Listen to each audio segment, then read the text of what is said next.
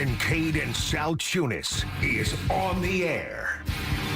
Broadcasting live on the Fanatic app and YouTube channel. Here are your hosts, John Kincade and Andrew Salciunas. 97.5 The Fanatic, Philadelphia. You know, have I ever told you guys how much I hate the New York Mets? And it's like one of the worst feelings in the world for me whenever the Phillies lose to them. I thought you were going to say, have I ever told you guys how much I love you? And then you come out with your hate of the Mets. I'm saving that for... You venom, man. I'm saving that for July 31st. Don't do that, please. Fine, July 30th I'll save it for. But I will be honest, my hatred for the Mets is stronger than my love for both of you It's combined. venom, man. It's venom. I hate them, dude. Like, everything about it, the jersey, the fans, everything about them, they stink, except for last night because Aaron Nola gives nothing but home runs. So. See, I don't blame Noah last night. No, he was fine. It's just amazing that it's like, all right, he's either striking out a guy or he's giving up a home run. It's not even he's giving up a hit. He's giving up a home run. Nola gives you that over 6 innings. You'll take that every time. And that stupid-ass offense gives you that? Yeah, no, it's horrible. I mean, seriously. It was not Aaron Nola's. If anyone's and I saw the people last night on social media with the Nola stuff, and I'm like, do you understand baseball? Do you watch baseball? Do you get the sport? You're going to rip Nola for that outing. And I'll rip Nola left and right for when he's been terrible. Yeah, no, you can't rip him. You're ripping Nola for that effort last night. Rip the guys making $25, $28, $30 million a year who can't hit the baseball. Yeah. By the way, seriously. For the Nola rippers out there, even though it was 3 home runs, you do realize he still had the quality start. He did. The 6 innings, he gave you a chance, 3 earned runs. He gave you a chance to win. He gave you a quality start. And quite frankly, I was a little disappointed with your boy, Donnie Baseball, for setting him out there for the 7th inning. Okay, what do you want? I heard this point of view last night because we must have been on the same algorithm last night. What do you want him to do there? Because I understand, by the way, I don't think how about this? I don't think you're questioning it is inappropriate because I think anybody would question it. What do you want him to do there? Who's he going to in that bullpen? Tell me. No. You got to have Big Jonathan Bolin. He gave you a shutout inning. Yes, he's actually been good for them. Okay, so what's one of a few guys? So what would have been your plan? Your plan would have been Bolin. You go with Bolin. It's what? It's 1-0 because they didn't score yet. Right. It's 1-0. You go with Bolin. Kirkering Duran if you're winning in the 9th, and then he closes it out. But unfortunately, to your point, it's not like the bats ever did anything. Exactly. I mean, anyway. this team's terrible. I mean, they are so embarrassingly inconsistent. They are so embarrassingly lethargic. Right. They're not terrible because they're a good baseball team, but the amount of money, are they painful to watch? And the amount of money they spent on this roster to be that bad. And Trey Turner is a thief. Yeah. Trey Turner is an absolute thief. If Larry Krasner wants to do something before I exit the city, if he'd like to do something, arrest Trey Turner. Because have an investigation into grand theft because he's stealing on a daily basis. It's awful. He was the one guy that did something offensively. Well, yeah, that yesterday. whoop-de freaking do. You know what? Your venom for the Mets, I totally get because believe me, there's nobody I hate worse than the Mets in baseball. I hate them. I hate them more than the Celtics, Patriots, Cowboys. I think I came to the realization last night as I was packing up the apartment. I was going, you know what? I think I hate the Phillies' lethargy against the Mets worse. I think I hate the Phillies' star-studded million-dollar roster, multi-million dollar roster, and their inability to come up big against the Mets worse. I think I hate the way the Phillies come up minute and small against the Mets, how they totally shrink when they see the Mets, how they tend to have no cojones when they face the Mets. I think I hate that worse. That they're so much more talented than the Mets, and they cannot come up big against the Mets, and they cannot bring any energy when they play the Mets. Hard to see the baseball yesterday, Johnny. Oh, yeah. So the Mets found the baseball. It's pathetic. I mean, Noah was throwing the magenta balls from the home run derby. They were able to see them a little bit more clearly. Oh, my gosh. Yeah, Phillies lose yesterday 4-1. Bad. And it's just yesterday at the end of the show, we talked about the importance, whether or not it was like necessary for them to come out with a hot start post All-Star break. And the thing that I said to both you and Andrew DeCecco, who's in the studio too, I was like, I'm not even looking at the starting pitching and the bullpen that come out the gates screaming. I wanted the bats, the lineup, to show life immediately. And my God, did I get the complete and total opposite of that. 4 hits on the day yesterday, one of them being the Trey Turner home run in the bottom of the 8th inning that made it 3-1. And then the Mets score a run in the top of the 9th, and the Phillies just go out without a whimper in the 9th, and they lose. And this is the team, right? Like, this is the team. Now, I'm glad that you mentioned Trey Turner. We got a couple of topics to start the show here. Trey Turner yesterday, I know he hit the home run in the 8th inning. All right, good for him. That error that he made, where it was just a infield-outfield type of ground ball hit to him, right? Like, that was before the coach really started ripping the fungo, it was, let me get a couple out there just to get the guys loosened up and ready to go.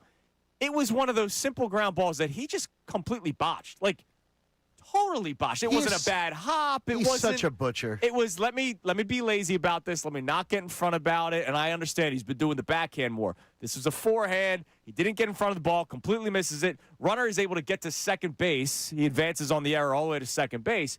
And it got me thinking, John, Trey Turner, he's a fascinating conversation because this is his 4th season.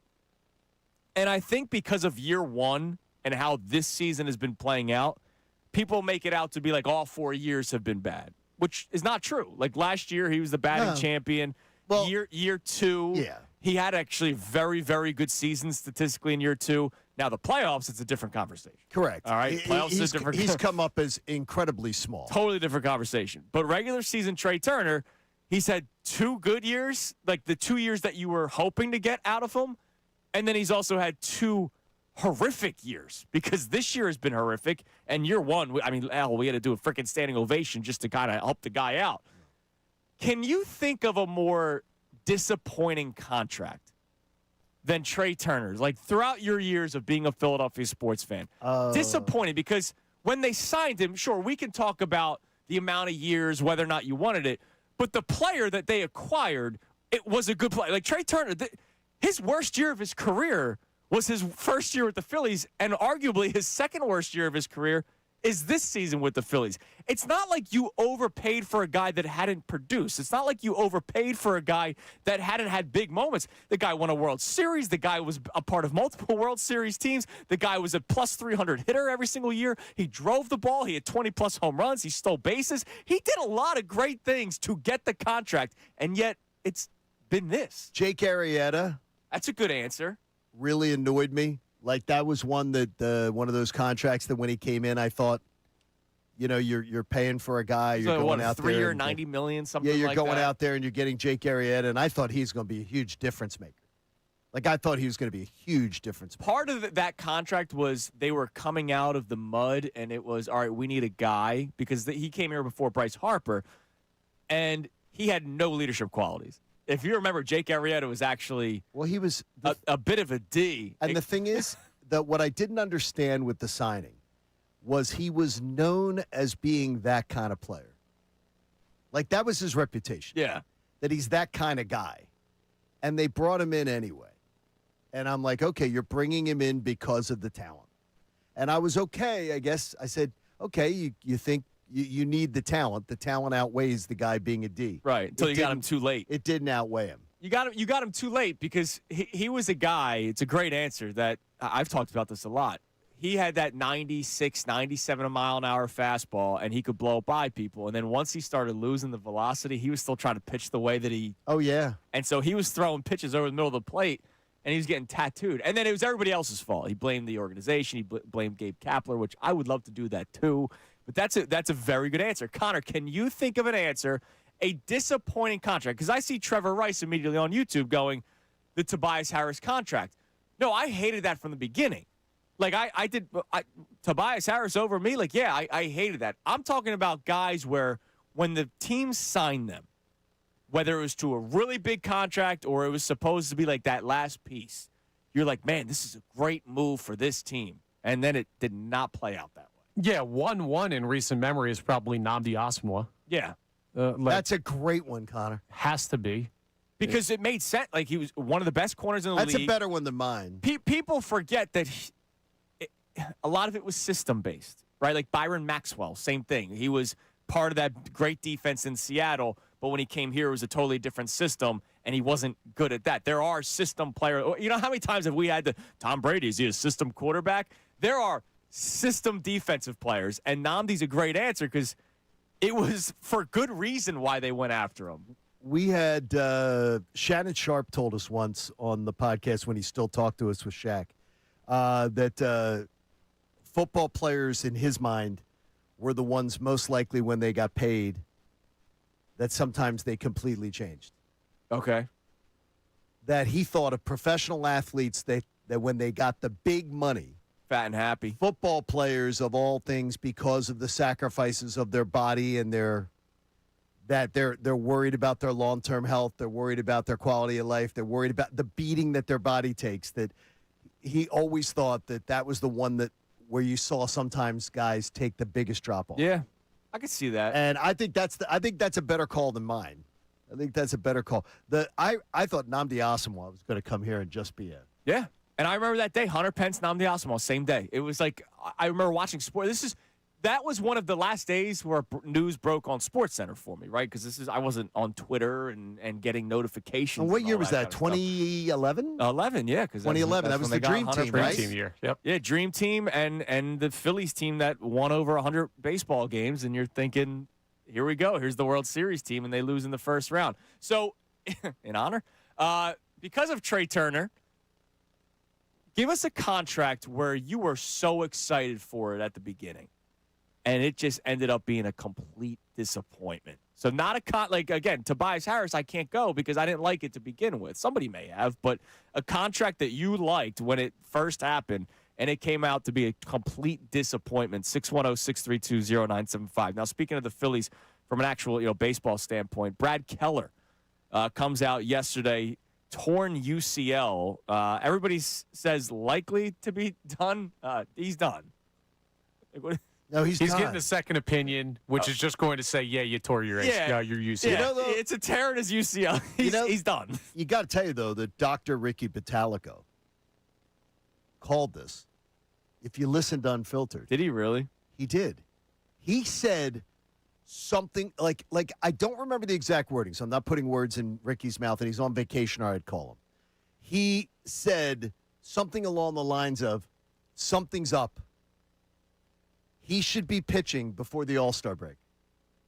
Something's up. Yeah, because he went to the minor leagues, and he did pitch before the All-Star break. Yeah. He goes, something's up. There's something going on here that we don't know about. Mm-hmm. He didn't say this injury. But Ricky goes, something's up. Watch this. And he told Bill, I remember him telling Bill, I just don't remember what his wording was, but it was along the lines of, this isn't right. And he was right. Yeah, he pitched 2 games, 2 appearances, 2 total innings, ERA of 9 in the minor leagues, and they must have, maybe they did some sort of scan, I don't know. But yeah, he's done for the season. And which is crazy to me. And I know he wasn't good before he went down. Maybe it had something to do with this injury. I don't know how long he's been dealing with this, but Brad Keller. Well, I think this is why he was bad. I'm going to give him the benefit of the doubt. This is why he sucked this year, and this is why. Look, I'll tell you. The day they signed him, Dansby Swanson said to me, you guys got a great one. I told you, I'm like, Dansby's like, you guys, he is going to kill every worm in Citizens Bank Park. Yeah. He said, you guys are going to have no worms in Citizens Bank Park. He's going to kill every worm there. It's awesome. Well, unfortunately, he tried killing fans in the stands. But he was like, great. He was giving up home runs. No, I think he was in. I think we can say he was injured. Yeah. So that he was pitching hurt, and maybe he didn't know it. Maybe. I don't know. It happens all the time. So he's done. And so Brad Keller, going into this season, let's face it, we talked about how the bullpen was once again, with the starting pitching, going to be the strength of this baseball team. And he wasn't good, I get it, but we all thought, all right, maybe he gets sent down. Some of us were saying the whole phantom injury thing, like let's get him right. And then when he comes back, hopefully you have that 8th inning guy that you thought you had, and maybe Jose Alvarado will be better. So you have your 7, 8, 9 to Duran that we were all excited for. It's been bad. So for a while now, and you guys will have my back on this, I thought their number one need was a late-inning bullpen guy.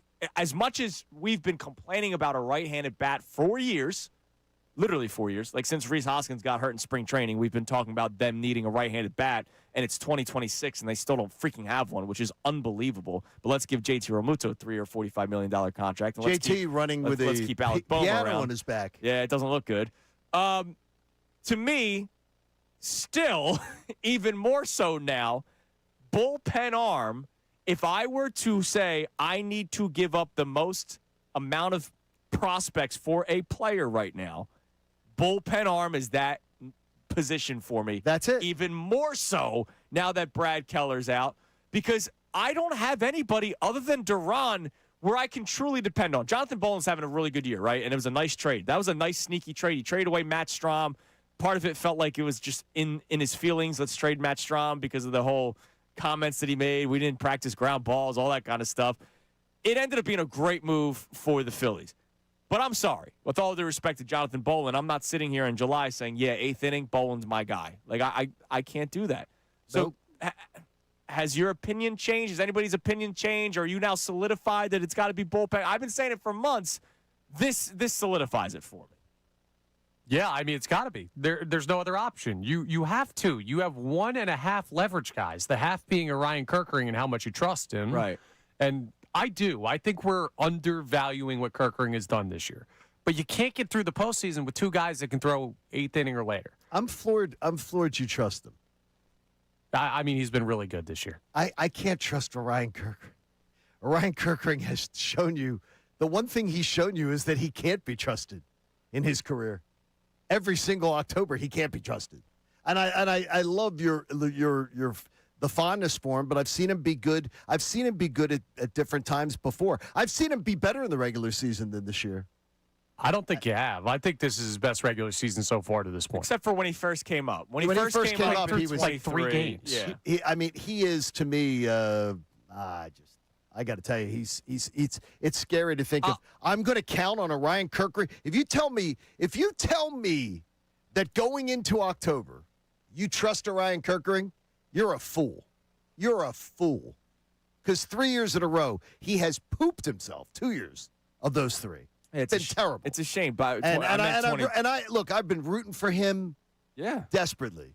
But I'm not going to say that I trust him. But he's having a hell of a season. Yes, he is. He is doing a good job. 2024, I mean, he had a 2.29 ERA. But am I going to trust him in October?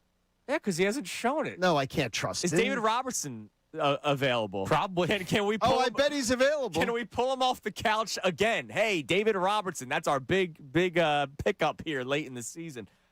Look, it's me, unbelievable. I don't think there's even a debate at this point. Like, I had a guy yesterday on social media saying, well, first off, he said not to trade any. He said, I don't trust this team. I don't want to trade. Like, and I get it. Like, that's a legitimate take for people to have. Just go with this team because he doesn't have much faith that even acquiring somebody is going to make that much of a difference. But he was still saying the right-handed bat thing because the bats have gone cold in the playoffs. And I said, yeah, you're right. So is the freaking bullpen. The bullpen actually has come up so small. The bullpen's been worse the last 2 years.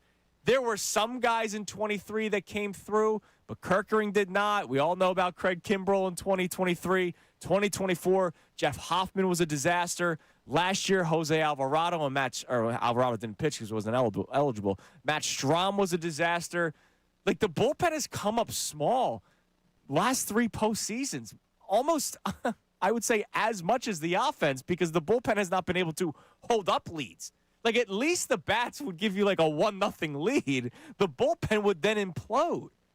They need to get a legitimate arm, and I think there's more arms available than this savior right-handed bat. Who's the right-handed bat? Forget Trout and Buxton. That's not happening. Who's the right-handed bat that's available that you're like, yeah, this is the savior for us? There is none. It's another platoon. It's going to be another platoon guy. So you're going to say right now this team needs more than one bullpen arm, right? Yes, but if I were to pay extra for like a big name guy, I would do that. Instead of 2. You'd rather have one big name guy than 2 credible major league arms? I want 2 credible major league arms. Over one big name guy, I want 2 credible major league arms. Okay. One from each side. What if the Padres sold Mason Miller? They're not selling Mason Miller. They already said so. You say Mike Trout's not on the table? Come on, Mason Miller. Come on, They're dude. not. I will take two credible major league arms, one from each side for the bullpen, more than I would take one big name, big ticket arm out of the bullpen. Okay. Connor, which way do you go? I would go with the one big ticket arm because I think you have enough starting pitching when you get to the postseason that they should be able. Like, if those guys don't get you through 6 or 7 innings, you're dead anyway, regardless of if you have 2 serviceable bullpen arms. Mm-hmm. Like, they need to throw 6 innings consistently. And if you just have to get 7, 8, and 9, you can throw the same guys. Yeah, and by the way, a big ticket guy could be. There are guys that could pitch more than 1 inning. Like, there's a guy that can give you an inning and a third, an inning, 2/3, whatever. So. Right. And I already got one big ticket guy. I have Duran. So if I can have a second and I can lock down again, part of our excitement going into the season was we thought we had 7, 8, 9 on lock, and we don't. Nope. And I need at least one of those on lockdown. One to give me at least the 8th inning, so I can have that guy and Duran. It's amazing what we're talking about Again? as we're approaching August for this team. It's amazing how Dave Dombrowski has done such a poor job. Yeah. It's unbelievable. Yeah. Here we are. Terrible Here job. we are again. They should never have brought Alvarado back, by the way. Like with the whole suspension No, he should thing. have. No, and he screwed over his teammates. Yeah, I can't believe they brought him back. Joe Zempic has screwed this franchise over for a second year. Yeah, it's not good. All right, so are you now 100% on the trade for a bullpen arm? Or are you still saying right-handed bat, 610-632-0975? And can you think of a more disappointing contract than Trey Turner's, where you were so excited coming in and you haven't really gotten anything out of it? 610-632-0975. Also, LeBron James, still a free agent, Johnny. LeBron James. Yesterday was the big Fanatics Fest Day. We did hear from LeBron. You will hear from him next. And finally, the commissioner is putting his foot down for a change. Uh-oh. We'll tell you why next here on the Fanatic.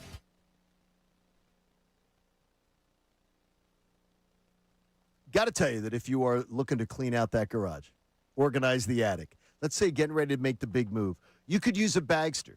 The dumpster in a bag. It's so awesome. It's the most convenient, the most affordable way to help with that cleanup project. Because the Bagster is the 3 cubic yard dumpster in a bag. It's so simple to use. And when I tell you that it's really easy to use, I'm talking about setting one up. You carry it out of the store, $29.95. Get it at a Home Depot, Lowe's, or local home improvement store. Carry it out under your arm. And then I set one up. So I guarantee you that you could set one up too. It's simple. Then you set it up the day you want to do the job. You fill it up and then schedule collection and it'll be gone. There's absolutely no time limits. It's completely on demand. So you decide how long the fill up's going to take. That 3 cubic yard dumpster in a bag's going to take it all. You're going to fill that thing with all the junk you got. And then it'll come. They'll pick it up. It'll be gone. The Bagster's a great, great product, and it's so simple, and it's going to finally get you to clean out that garage, clean out that attic. Hey, go get yourself a Bagster. It's the dumpster in a bag. You can get one at Home Depot, Lowe's, local home improvement stores. John Kincade telling you, get that Bagster this weekend, would you?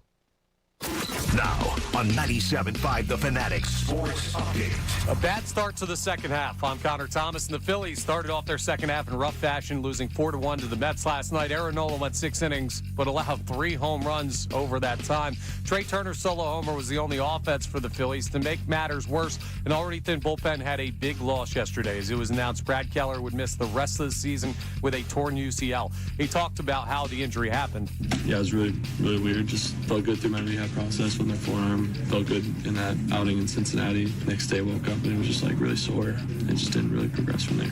The Phils have the day off today. They'll play Game 2 against the Mets tomorrow afternoon. LeBron James' Fanatics Fest appearance up in New York came and went without a decision on his next team, though it does sound like we're getting closer to an announcement. The Flyers' full schedule for the 2026-27 regular season was released yesterday. We'll have Tim Saunders, radio voice of the Flyers, right here on the Fanatic. He'll join us at 8:30 to talk about the schedule release. The Sixers face the Bucks tomorrow in their next summer league game, so we'll keep an eye on what they're doing there.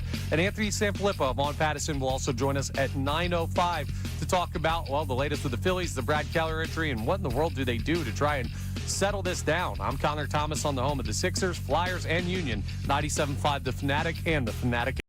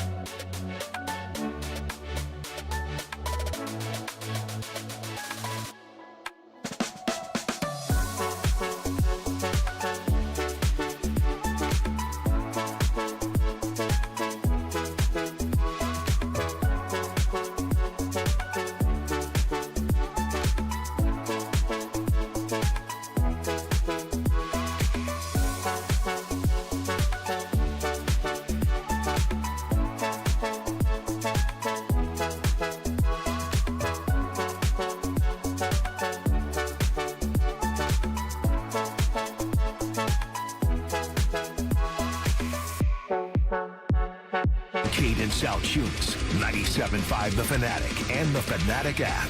This hour of Kincade and Salciunas is presented by Bradford White Water Heaters. Bradford White, they're here for the pro. By the way, as we talk about the Phillies game from yesterday, we have some Phillies-related topics. Brad Keller, done for the season. Is bullpen arm your number one? It's been my number one for a while. Is that your number one piece that you want the Phillies to acquire before the deadline? And can you think of a more disappointing contract than Trey Turner's over the years? 610-632-0975. One of our listeners sends in one on Twitter here. What do we got? How about the Joel Embiid extension?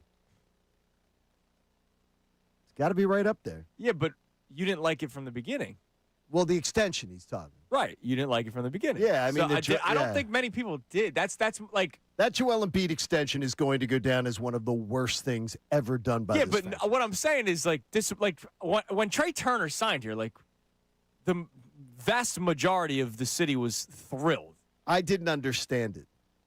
Sure, but the vast majority of the city was thrilled. Whereas I don't know how many people were like, "Yay, Embiid got extended."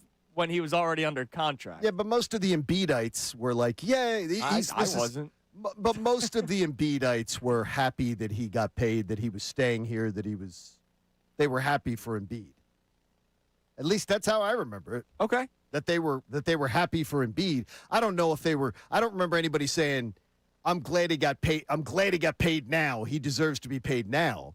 But I don't remember any of the Embiidites being like, "He doesn't deserve this. He shouldn't have gotten this." I think the only thing that people were pushing was the 5 years are now Embiid, George, and Maxi's all lined up. But that was like looking for something to be excited about. Which I was completely unexcited about, because to me, you were stepping into another Phillies situation, which is exactly what you've done. Yeah. You've set up this franchise for old for years to come. All right, we'll get more answers on this as the show goes on. But one more note from yesterday. Do we have to do yesterday again? I mean, what a day. I'm not even talking about the game at this point. I know, what a day. The visuals of the city with the smoke from the wildfires in Canada. Did you see what ESPN did the August 16th, 2025, or July 16th, 2025 versus July 17th of whatever, July 16th, 2026? You could not see the skyline yesterday. Like it was bad, and apparently everyone was fine, like playing the game, which is everybody was fine. There was no they consulted doctors and everything before, it was just before playing the game. Right, and they moved it up an hour. Everybody was okay to play because there were people saying they should not be playing out there. No, they were fine to play. It was just eerie. Like anytime there was a fly ball and they like cut to the outfield, I was like, "Where's the skyline?" Yeah, dude, it's hazier than a brew pub IPA out there, man. It was. Oh, he's been sitting on that one just for the last 5 seconds. We were at Parks. Come on, Johnny Marks and Matt Cord and I were at Parks last night. We were at Parks racing, having a great night. It was Sixers night at Parks last night. Had a great time. Love that. And by the way, Matt Cord, I don't think he didn't commit to if LeBron came to maybe doing the come out of retirement thing. I'm just saying. And so been done before. You know what? I'll do another year, even though I said I retired. Yeah, look at Brandon Graham. Why not another Philadelphia? I think he'd consider it. And boy, the love they have for Matt Cord is clear. Oh, dude, yes, was clear. I mean, he was in everybody's lives for 20+ years. We loved seeing everybody out there last night at Parks. It was awesome. But even at Parks Casino, the horses were at the horse track, and they had to decide whether to run the horses yesterday. Yeah. So they had to have the doctors check and see the health. Would it be healthy for the horses to run yesterday? Sure. They got horse doctors out there? They do. They have horse doctors. Yeah, just ask Johan Rojas. And unlike the horses in don't ever go to a horse track in Jamaica is all I will tell you. Let's just say that they maybe a little more corrupt. Okay. Let's say a little more corrupt. These doctors actually Next time I'm in Jamaica, I'll make sure to avoid that. Yeah, don't do that. Don't go the off. Parks Race and Sportsbook in Jamaica. No, there's no Parks. No, because Parks would be legitimate. You're right. I would just tell you, just stay away from the ponies in Jamaica. All right. So yesterday was Fanatics Fest, and we were all wondering, okay, is there going to be a decision made by LeBron James here? And there was not. And I was listening to Johnny Marks yesterday driving home, and you know what? It wasn't a bad idea for him to say, look, it's Wednesday tomorrow or Thursday. Tomorrow's going to be Friday. Do you really want to sort of bury this over the weekend. By the way, World Cup championship games this weekend. That's the whole world will be watching that. So Johnny Marks was predicting next week. Now, there were people that were saying in basketball that LeBron James could wait until August to make his decision. I am glad that finally, Adam Silver, who was very hesitant to put his foot down, not that he can really sway any opinions or sway any decisions made by LeBron James. He can. He came out yesterday and said, look, this has to get done before August because we have a schedule that needs to be released. And they're not going to put a team on Christmas Day and the other big marketable nights for this NBA that doesn't include LeBron James. Like, the Sixers could be on it regardless because they have Jaylen Brown now. Like, yes. be prepared. We might see the Sixers play Christmas the Sixers Day. are playing Christmas. I'm kind of expecting book it either way. The Sixers are playing Christmas. But let's say, is Cleveland a Christmas Day game without LeBron James? Like, I don't know. Maybe they're a solid team. Are the Warriors maybe because of Steph? The T-Wolves maybe because of Anthony Edwards. But right now, Adam Silver's saying, look, we need the ESPN games where the former TNT crew is a part of. Yes. Like, we want LeBron James on these games. We want to know when LeBron's playing. So he basically said, yo, hurry up, man. And I appreciate Adam Silver finally for a change, like actually kind of put his chest out there a little bit. So LeBron James did speak yesterday. He was on the Halliburton podcast. He had his own podcast. There were no, announcements made. Everybody tried reading into everything. I think Tyrese Halliburton said at the end of his podcast, good luck in year 76 to LeBron James. And everybody was like, what does that mean, year 76? Well, why did he pick that year specifically? Well, I mean, come on. He picked that year on purpose to try to create the right. And I'm sure exactly. LeBron laughed. Yes. No, I'm sure LeBron. That's part of the staged thing. Is that because there was stuff that was left, Easter eggs left for every single team. Right. And I think that was part of it because I don't think many Easter eggs were left for the Sixers. Apparently, the Yankees on the table as well. Yes, Yankees were on the table. New one to keep an eye on. I saw it was so funny because we're all trying to break down everything, right? There was a moment where during the podcast with Halliburton, he was like, "Yeah, look, I've heard Philly, I've heard Golden State, I've heard Miami." But he didn't say Cleveland, so now everyone's saying, oh, well, because he didn't say Cleveland, that means that's where he's going. Like, we are trying to do anything we can to figure out where LeBron James is signing. By the way, Halliburton, not bad. No, he's a solid like not podcast bad. host. Not bad. There's a lot of bad. There's a lot of bad podcasts. He does a. I was impressed. I've never listened to him. So no, he was he did a really good job. I got to say I'm impressed. So well, there is one bit of audio we'll play for you because again we're reading into everything. And here's LeBron James talking about sort of what he's looking for. We had Dave McMenamin on last week who told us what he has heard that LeBron was looking for. This is right from LeBron James. And it's funny because you can listen to half the clip and say, all right, Philadelphia. And then you can listen to the other half of the clip and say, no shot that it's Philadelphia. So here was LeBron yesterday. So how do I feel about free agency? Obviously, it's a big decision. This is the third time in my career that I've been a free agent. So it's a big decision for not only myself, but for my family as well. And just for the last part of my career and where I want to spend the last few years or the last year or the last 2 years of, my NBA career. So wherever I go, Elon, I will make my statement on I'm a natural born leader.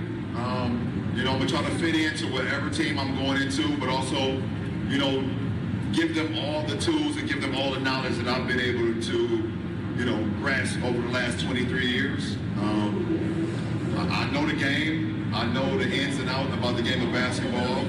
And wherever I land, I hope that you support me and I can continue to inspire you, all right? I think it sounds that message is exactly why I want him here. Oh, dude, yes. That message is exactly why I want him here, and why I think any Sixers fan should want him here. Well, and part of that message makes me think, all right, I want to inspire, help out young guys, and I'm like, whoa, all right, this team's young, except for Embiid. Like this team's young. Like Tyrese Maxey. This team is the youngest option of all the teams that are on the table. This team is the one that most fits that description. But then I hear him talking about, final chapter, want to do what's best for me and my family and all that kind of stuff. And I'm like, all right, well then if your family's living in L.A., then would you just go to Golden State? Because he could do. They have the private jet, so Right. He could just. The kids can. He could see his family a lot. He could see his family on off days anytime he wants. And then he's talking about final chapter, so I'm thinking, all right, the return to Cleveland. Like, he said so much in that clip that if I broke that clip up into 4, I could probably break it up into 4 different clips where I go, this is the Golden State clip, this is the Miami clip, This is the Sixers clip. This is the Sixers Yeah. clip, and What- this is the Cleveland What's clip. the Miami clip? I think it was lifestyle. I forget. He said something about, lifestyle. enjoying the end. Well, lifestyle Like, definitely matters. I Right, mean, right. Miami's the Miami would be the lifestyle pick only. right. There's no other reason to pick Miami, in my opinion. Yeah, because it'd be great to kick out a 3 to Giannis. Like, it's not gonna. That doesn't win. You're not winning in Miami. He's Sorry. not winning in Miami, and so to me, that's the one that still today doesn't make sense to me. That's the one that the pick that I just go, okay, that's the one that's not making sense. Miami being still talked about so vividly on the table doesn't make sense to me. Other than trying to once again do a return home somewhere. But the and thing is, that's the it. return home is Cleveland.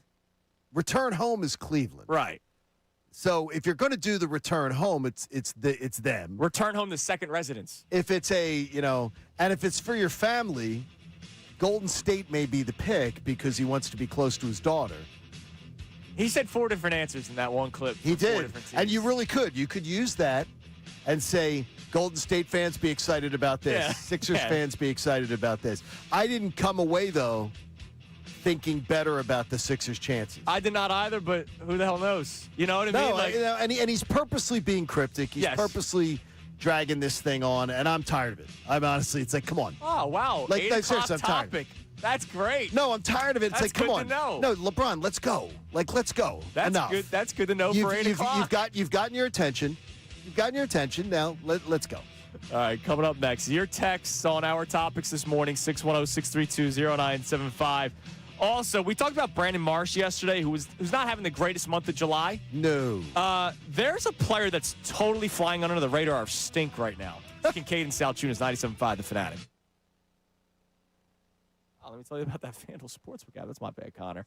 On the biggest stage in the world. No, this is not stink at all. FanDuel, in partnership with Valley Forge, is changing the game because sometimes your player gets subbed off and your bet goes with them. Well, not anymore. FanDuel Super Sub. Thank you, FanDuel, because of some of our casual soccer fans out there, myself included, we would like this kind of promotion because I have little reason to watch soccer because it's not the sport that I really enjoy all that much. But if I have money on it, like I'll watch it. Plus World Cup championship, like I'm in. I like the World Cup.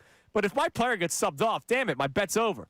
Now with FanDuel Super Sub. The FanDuel Super Sub allows you to stay in the game until the final whistle. If you bet on Messi and for whatever reason he gets subbed off, the guy that goes in for Messi, that bet continues with that player. Just visit FanDuel.com/local to get started now. That's FanDuel.com/local. Let there be goals this summer on FanDuel. You got to be 21 plus and present in Pennsylvania. Gambling problem? Call 1-800-GAMBLER.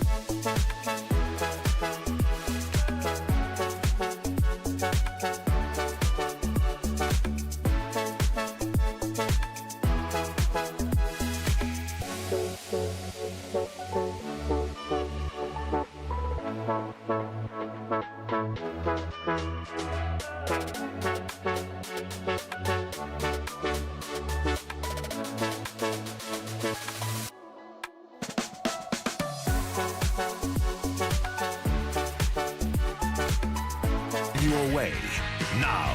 All right, 6:48 here on Kincade Salciunas 97.5 The Fanatic. We'll get to the Davis Honda text line here in a moment. Want to tell you, too, another thanks to Parks Casino yesterday. The casinos do not want me to leave Pennsylvania. Oh, they're just helping you out? Another day, yeah. Another $100 ahead yesterday. Oh, good for you. $10 blackjack at Parks Casino. So you can start at noon. $10 blackjack. So you can get in there and play at Parks every day. Did you text anybody about the BJ table? Have a great time. I was there at the $10 BJ table, and let's just say walked away very pleased. It's good. Very pleased. It's good. It was $100 ahead. Oh, they paid you. $100 ahead. It was For great. you. Dr. Avedon Pell's been helping you. All right. There's a player I'll tell you. that is flying under the radar of stink right now. Okay, I got to know who is it. Do you have any? Can you give a hint, a vague hint, and see if Connor and I can figure it out? Well, he plays for the Phillies, and he's another reason why we always talk about needing a right-handed bat. That should give it away. I know who it is already. Alec Bohm. Yes. Yeah. Yes.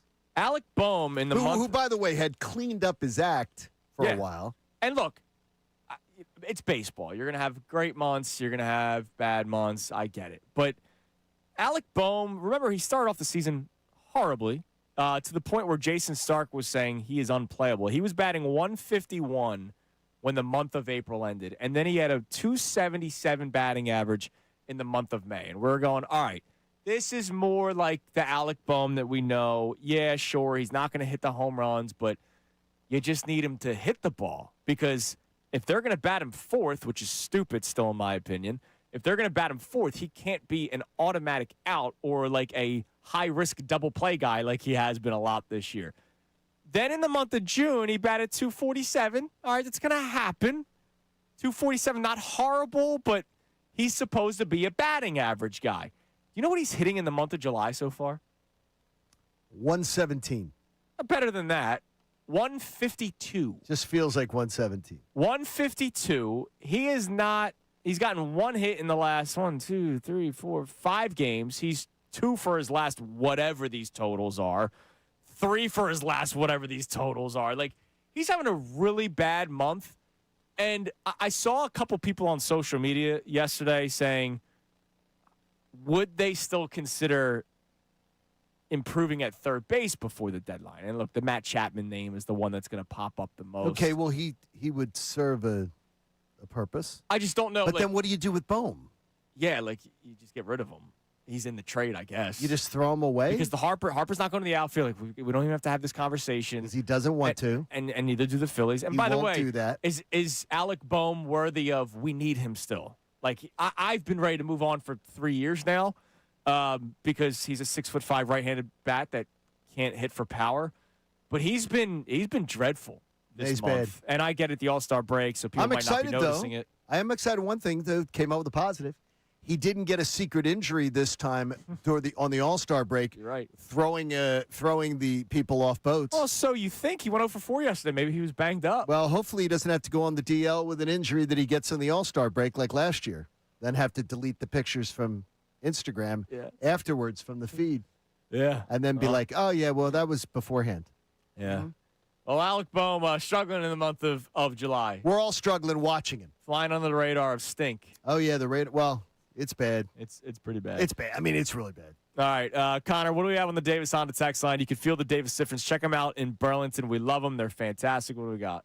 Yeah, so we have people checking in on the bullpen conversation. Colby in Central PA says the Phillies bullpen has been struggling to tread water ever since they let Jeff Hoffman go. I'm trying to keep faith with this team, but I'm afraid there's too many holes to fill. But that's the thing. Like, it's not totally true because last year they were really good throughout the regular season. It's just come playoff time, Matt Strahm pooped himself, and as did a couple of others. Like, they were actually really, really good last year, with or without Jeff Hoffman, without Carlos Estevez. They were really good, and then they got better when they acquired Duran. The problem is Duran's one inning. And this year, we were so excited going into the season for the bullpen, and it has not even come close to what we were hoping for, except for Duran. Duran's a freaking stud, but everybody else, it's either there's a couple of guys that are probably pitching above their heads right now that I don't have the faith in come playoff time. Like, again, Jonathan Boland's been really good for the Phillies this year, but I can't sit here today saying at least we got Boland. Right. 8th inning Boland. Like, I can't. And more importantly, can you tell me right now you have total confidence in October and bowling? No, that's what I'm saying. I can't. That's what I mean. I can't say, hey, don't make a trade at the deadline for a reliever because we have Jonathan Bowles. You can't say he's an answer. No one can tell you that he's an answer. No, you won't know until you see it and happen. by the way, I'm still impressed with the young man. Yeah, what he's done. I'm not trying to take away. I'm not trying to take away from what he's done, but I cannot tell you what he's going to do under the bright lights of October because we've seen it. Look with Kirkering. We've seen it 3 years in a row. You can put up good numbers in the regular season, and then you can just melt under the pressure. Yeah, no, absolutely. Has he? I don't even know. Has he pitched in the postseason? No, Bolin has never pitched in the playoffs. Never. So like, I don't know. Like I can't say, hey Dave, don't make a big move for a reliever. No. We got Bolin. We can say though it was a pretty good. I think it's a good swap. Yeah, you won that trade. Matt Strom's got a 5+ ERA out there in Kansas City. That was a good swap, and I still hear callers occasionally on our station that say, "Boy, wouldn't it be great to have Strom back?" And I'm like, "Okay." I'm like, "You're not watching baseball." I hated watching it. I did not know. We're not glad, and I didn't think Strom was a good teammate the way he pulled that crap at the end of the year. Well, no, he was being a good teammate for Ryan Kirkering. He was not. No, being but a he good wasn't though, because he was lying. Shield Yeah, of the Phillies. But he was lying though. He was lying. Yeah, and that's why he's not here anymore. I think part of it was a pettiness trade, but it's worked out for the Phillies. I'm glad though that they ran his backside out of here because look, if you have a legitimate gripe and you make a legitimate case, I'm all for it. Yeah. When you start lying about what the organization's doing to try to make your point, get the hell out of here. Hey, positive spin out of this though, bringing up the Bolin trade.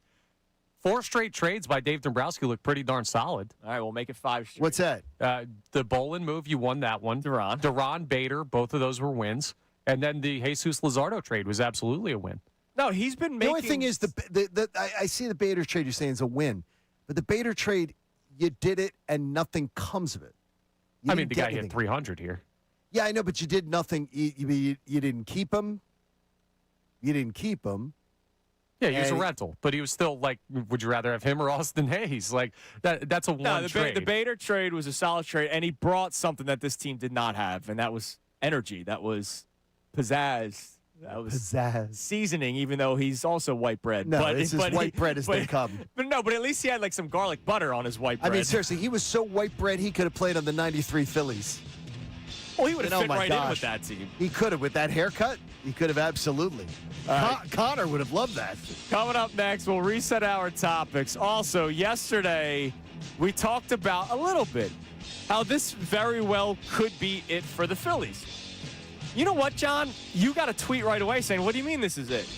And it is it. I wonder how many people out there have either not realized it or are choosing to ignore it, which I think they're understand. In denial. Yeah. Let's talk about that a little bit more, about how this very well could be the last chance. That, and we get to let you relive your childhood a little bit.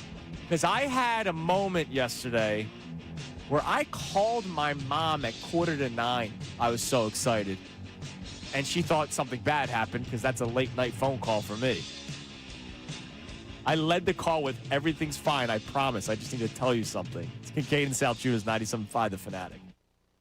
Now on 97.5 The Fanatic Sports Update. A big injury and a bad loss. I'm Connor Thomas, and the Phillies started off their second half in rough fashion yesterday, losing 4-1 to the Mets last night. Aaron Nola went 6 innings but did allow 3 home runs. Trey Turner's solo homer was the only offense for the Phillies as they were quiet at the plate. To make matters worse, an already thin bullpen had a big loss yesterday as it was announced Brad Keller would miss the rest of the season with a torn UCL. He talked about the injury. I don't really recall like a pitch or anything like that, so it's kind of really strange, and just woke up the next morning, it was stiff, and went and got an MRI first on Monday, the All-Star break, and showed this, so it's pretty surprising news for sure. So now that's another thing that the Phillies have to account for as they draw closer to the trade deadline. They have the day off today. They'll play Game 2 against the Mets tomorrow afternoon. LeBron James' Fanatics Fest appearance up in New York yesterday came and went without a decision on what his next team would be, though it does sound like we're getting closer to an announcement. We'll be continuing to watch that closely. The Flyers' full schedule for 2026-27 was released yesterday. We'll have Tim Saunders, radio voice of the Flyers here on the Fanatic, join us at 8:30. The Sixers face the Bucks tomorrow in their next Summer League game. Anthony Sanfilippo of Vaughn Pattison will join us at 9:05 to talk about the Phils and the Keller injury. This update's brought to you by Staples. It's the most wonderful time of the year at Staples. They've got back-to-school supplies as low as 25 cents up to 40% off. Select tech and more at staples.com/back-to-school. Staples, that was easy. I'm Connor Thomas on the home of the Sixers, Flyers, and Union, 97.5 The Fanatic and the Fanatic app.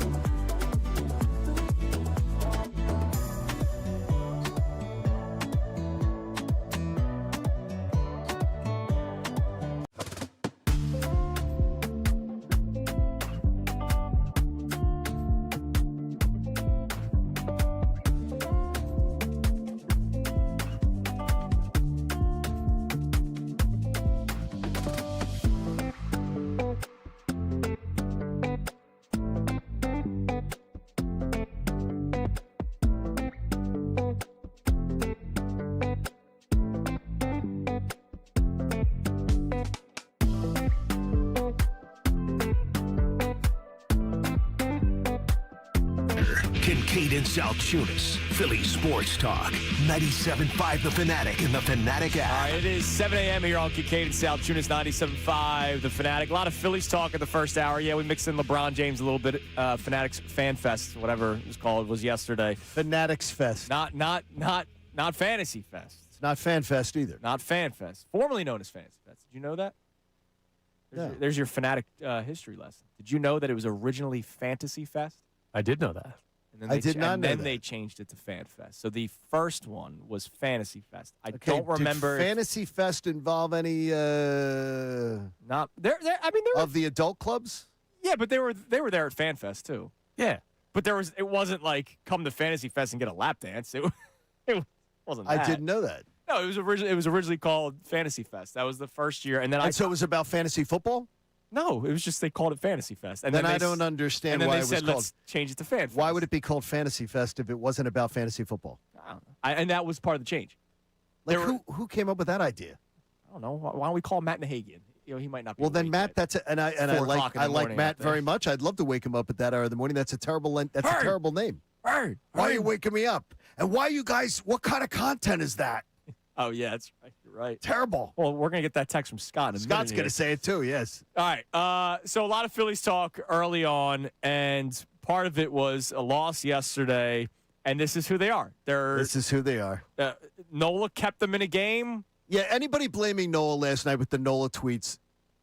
You know what it is? I'm serious. It's exhaustion. It's laziness. Yeah, but it's exhaustion from you see Nola give up another home run. And it's like, oh my God, it's You're going going to blame Nola last night. I'm just going to say you don't know baseball. Yeah, he had a quality start. 6 innings, 3 earned runs. That is a quality start in Major League Baseball, whether you like that term or not, because it's a 4.50 Correct. ERA. But for what Nola is at this stage of his career, you're taking quality starts. By the way, do you know that he is now league leader in home runs allowed with those 3 bombs yesterday? Hell yeah, congrats. And 23 home runs allowed this year for Mr. Nola. And let's remember, he was the league leader in home runs over the last 2 years combined. Yeah, 2024, he was the this is league a- leader. This is a trend. This is a trend now that is 3 years going. That this is a terrible trend for Aaron Nola. Dude, And by the 32 way, home runs in 23. Well, thankfully the contract's over soon. Nope. Oh, it's not. I'm sorry. Speaking of which, let's check the poll of the day. Brought to us by Dr. Avedon Appel and the team at Iron Mountain Men's Health. You know, Dr. Avedon Appel needs to work hard with 97.5 The Fanatic and getting our polls up. That's why we are checking on our own polls right now. Yesterday was my poll we checked, and today we're checking Connor's. Actually, it's up on the Fanatic account. See, we Dr. got it Avedon worked Appel out. can fix everybody. He's a miracle worker. Well, that's All right, amazing. what do we got? Thankfully. What do we got? Our question today, which Phillies player has a worse contract, Trey Turner or Aaron Nola? It's tight right now. 52% are saying Aaron Nola. 48% are saying Trey Turner. Trey Turner. Aaron Nola's bad, but Aaron Nola only hurts you every 5th day. Exactly. That's why it's Trey Turner. It's Trey Turner. I voted Nola. It's crazy because Trey Turner hurts you every day. He also won a batting title last year. It does- like and- Nola will never do anything close to that on this contract. And nobody in baseball talks about him winning a batting title because it was the worst batting title season. Three- The 3-0, anomaly. 3-0-4. It was the anomaly batting title season of all batting title seasons. And nobody talks about him making any kind of impact in Major League Baseball. I was texting with somebody yesterday. He's a really big fan of Trey Turner. Oh, jeez. And I was just like, Who? read between the lines here. I was texting with somebody. I can't say his name, and he's Okay. a really big fan of Trey Oh, Turner. okay. Well, then we can figure that one out. And I was just like, dude, like, what's up with your boy? Because, again, you said it, Connor. Like, he won a batting title last year. You could say it was the worst batting title, whatever. He hit 300. All right, even if he didn't win the batting title, I will take a season from my starting shortstop who's getting paid lots of money hitting 300. Batting title or not, I will take a 304 season out of Trey Turner. And the year before that, he had a very good season in 2024. He did. So he's had Well, he had how about that? He had very good months that made a good statistical season. Sure. I mean, if I told you Trey Turner's hitting 295, hitting you 21 home runs, that's what you paid for. You're saying that's who you paid for. That's exactly what. That was pretty much what he averaged out. He had one season where he hit 328. Okay, but a before that. butcher in the field has to be involved. When you're saying a very good season, we cannot disregard that he is a Yeah, no, it's been bad. terrible fielder, and he kills you on a daily basis that way. that he kills you. So when people tell me, well, he had great seasons. Well, no, he did not, because he's arguably the worst. He's terrible. So, I mean, like, he's killing you in the field. Oh, he's bad. Which hurts this team. And so that's why, and one of our topics today is, can you name a more disappointing contract going in and then the results? All right, so, like, if somebody said Aaron Nola's extension, I think everybody at the time was like, "Ooh, that's a lot of years," right? Like Trey Turner, you got the best available. There was 4 shortstops in that free agency class, and he was the best available one. He had the best career, other than and he won with the Nationals. Like, you brought in a 300 hitting World Series champion shortstop. And everybody was excited about it. You could talk about the amount of years and the amount of money, but everybody was excited. The player that you acquired, by the way, this is coming off of the year where you lose the World Series. So you're like, man, we just went to the World Series with this group, and now we got Trey Turner. And Trey Turner, it hasn't been the worst contract because he's had 2 solid seasons, but it has not been what you paid for ultimately. Like, this has been a disappointment. He's had a horrible season, solid season, very good season, horrible season. That sucks, man. That's not what you paid for. Would you have taken Dansby Swanson's contract? Sure. 4 less years, which right off the bat, 4 less years. Yeah. A far glove. superior glove, one of the better gloves that you can get, but you're not getting the same. You're getting more offensive production, as far as if you want runs batted in, things like that. But you're not getting batting average. Right. I mean, what's Dansby hitting, like 210? He's hitting 211 this year. 211. Yeah, no, it's not good. What's he knocked in? 58 RBI. Yeah, he's going to knock in like 90. Well, Trey Turner bats leadoff, so it's. You think Trey Turner's knocking in 90 if he hits anywhere in this lineup? No, he's not. He's going to be like Dansby's going to get what? How many home runs he has? 10? 12? I mean, 12? 12, 14? Swanson, he's got 16 home runs. He's got 16. Yeah. Like, Dansby Swanson's going to be a 20 home run guy, 90 run batted in guy. Yeah. Play a great glove. And 4 years and less. And 4 years less contract. I would take Dansby's contract at any time over the contract. Yeah, and then you got a glove that you feel comfortable with. I hear you. And he's going to play a quality shortstop for you for a while. But at the time, Trey Turner was the best shortstop that was available. Like that. You mean best bat at shortstop? I mean, he was the best collective player of the shortstops that were available. He wasn't a better glove. The best collective player, Trey Turner, was the best option. That was the guy that many people were going for, and the Phillies got him, and then everybody else then signed after that. And I don't remember it being a bidding war between a ton of teams at all when Trey Turner was signed. I don't remember it that way. Maybe and I could be incorrect. I'm not saying I'm correct. I don't remember it that way at all. Like, Trey Turner was not a bidding war. You didn't have it wasn't like we weren't on Trey Turner watch around Major League Baseball to see who was signing Trey Turner. Well, he went first, and then everything happened after that. So maybe there was. Turner signed on December 8th. Bogarts went on the 9th. Swanson went on the 21st, and Correa went January 11th. So it started with Trey Turner. It was like the Giannis, the domino effect, right? Once Turner signed, then everything Turner else may have been the worst of those signings, would you say? No. Who would you think would be the worst? Would you rather have, which of those shortstops would you not rather have the Phillies have them and their contract? Bogarts, I think, right? Like, he's been. Probably Bogarts. Yeah, he's been. Okay. See, I don't know Bogart's own numbers. Hasn't been great either. No, he hasn't been great, but. Yeah, no, But what's Correa's contract? We got to take into Correa the contract. was 6 years. Yeah, Correa was 6 years. Dansby was 7. Yeah, and Bogart was also 11. Dansby was 7. And Bogart has not had terrible. anywhere near a season that Trey Turner's had. So at the time, again, Trey Turner was the best available guy, and the Phillies got him. It just hasn't worked out. I don't think it was necessary. What do we have on the Davis Honda text line? 610-632-0975. We're asking you what other disappointing contracts. Austin chimed in, our own Austin Jones, on the YouTube chat with Javon Curse. Because you thought you were getting a double-digit sack guy. You got a guy that got around 7.5 the first 2 years, and then he was hurt, unfortunately, for the majority of the season. Well, I never thought about that with Javon. It's a great answer because Javon Curse, literally the freak, like that was right. his nickname. cheat code in Madden, NFL 2K, and all those games. Like, and the Eagles got him to already a really good defense. He wasn't bad. It's just he wasn't what you thought you were getting. Yeah, but he wasn't one of the all-time disappointings either. Yeah, but Javon Curse? as advertised and all that kind of stuff. All right, what do we got on the text line? Yeah, so Javon Curse was the one name that we had gotten in there on the text line. A couple of times? Yeah, we also have people Wow. checking in here just on the conversation with the Phillies. Josh from Gilbertsville says it's bullpen all day long for the Phillies' needs before the trade deadline. It's not just one arm. They need at least two to make a deep run in the playoffs. This bullpen setup is currently atrocious. And even if they get one arm, it's not like they can pitch every day. Turner's not even anywhere near the top of the issues.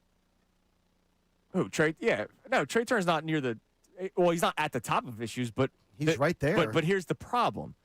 If Trey Turner carried his weight, and I'm going to say his weight of the contract, all right, you're not talking so much about right-handed bats. No question. If he's doing his job, we're not in this situation. Were we I was, because, you know, I know ball. But was the right-handed bat a complaint last year? Like, it was more outfield help. More outfield. Looking for an outfielder. And why is that? Because Trey Turner hit 300 well, last no, year. remember, too, because of the Kepler thing. Because Kepler was so terrible till he started to juice. Yeah, Kepler sucked. Rojas sucked. We didn't know he was juicing. Sosa wasn't ready to play outfield yet. But if Trey Turner was near the player he's supposed to be, if he's hitting around 300 or 290, we're saying, all right, 1, 2, 3 in the order is set. Unfortunately, it's not. No. And here's the thing. It's not set. Do they take him out? Like they tried the Harper thing for a day. They've tried the Schwarber thing a couple of times. You know, is your deadline acquisition a potential leadoff guy? Remember, first week of the season, we were saying could Crawford eventually climb his way up there? He's not going to do that. Like, No, he's done a nice job, though. He's done a fine job, but you don't have if Turner continues to play like this, you don't have a guy that you say pencil him in at number one other than Schwarber, and I hate that. I got a crazy idea. You got a home game tomorrow night. Yes. How about when Trey Turner's coming up to bat? How about everybody stands up and gives him an ovation? No, we do the opposite. We boo. You see, I think that's better. I think give him the Philly welcome. I mean, because it's terrible. It's bad. He's stealing. Now, Passan put out an article a couple weeks ago, Jeff Passan of ESPN, about Philly's potential trade deadline targets. He brought up Jung-Hoo Lee of the Giants, who should be sellers. He's batting over 300 this year. That could be something you do, is you acquire him, you play him in right field, and then you bat toward the top. Why do they line. want to get rid of him, though? They stink. But why do they want to get rid of him is what I'm trying to figure out is what motivation did the Giants have to get rid of him? The Los Angeles Dodgers exist, and your championship window is nowhere close. That's a big part of it. Okay, so if he's available, why are we thinking the Phillies are going to be able to put together the best package? Because maybe teams don't want to pay the $20+ million that he's. Okay. He's, I got he's you. 23 this year, 23 next year, 20 and 28. Giants 20 and 20, Giants are flush with money, though. Like the last team worried about they're one of the last teams worried about money. No, but what you're saying is why would other teams want to? Yeah, I'm like, there might be some teams that don't want to pick up his salary with the looming lockout and salary cap. Well, they don't have to pay the salary during the lockout. It's the what do you do afterwards? Yeah, which is going to be really interesting. Yeah, it will be. Now, speaking of all that, speaking of the lockout, going back to what we talked about going into the break, yesterday, John and I talked a little bit about this being sort of the last chance for the Phillies, which is why we thought they should go all in. I also thought last year was the last chance, but here we are again. The Phillies may legitimately have one last crack at this because of the potential lockout. Let's say they don't play a game next year. All right, no season happens. Which could happen. Which very well could happen. You have to look at the ages of this roster and say, oh, they will be 2 years older when they return. At some point during the season, either preseason, during the season, postseason, everybody will be 2 years older by the time they start playing baseball again. And this is a team that cannot be 2 years older at a lot of areas. All Can right? you imagine that opening day roster? There's a lot of AARP cards that are going out there. That day. That's old. So yesterday, when we were talking about that, John got a tweet from someone that was like, "Well, what do you mean this is the end? They have a chance next year or 2 years from now, blah blah blah." Guys, there's a legitimate chance. I would say if you were to ask me what's more likely, they win a World Series in 2026 or in 2028, it's 2026. All right? Yes. It's 2026, Yes, period. it is. Are there people out there, when you say this is not it, do you truly believe that? Are you just in denial of it? Or have you not realized it yet? Like, have you not seen the ages? Remember last year, the Alvarado thing? He got a standing ovation, and we come on the air the next day like, why are you guys doing that? And people were like, oh, we didn't know he was ineligible for the playoffs. There might be people that don't realize just how old this roster is. Zach Wheeler might not be back in 2028. You know what I mean? Like, he might be done if there's a lockout in baseball. So for those of you out there who are still saying this could still work in 2028, is it denial? Is it true belief that it'll still work? Or have you just not realized it? Like, what's going to be better? Tell me what you think's going to be better about this Phillies team in 2028 as all of these guys are older. Could JT possibly I sound like Chandler from Friends. Could JT be any slower? Yeah, he couldn't get down the line yesterday. It was horrible. Oh, my gosh. He runs like I do. I mean, like, honestly, it's bad. He's a little. I'll take him in a sprint against. Oh, no. But I mean, he's.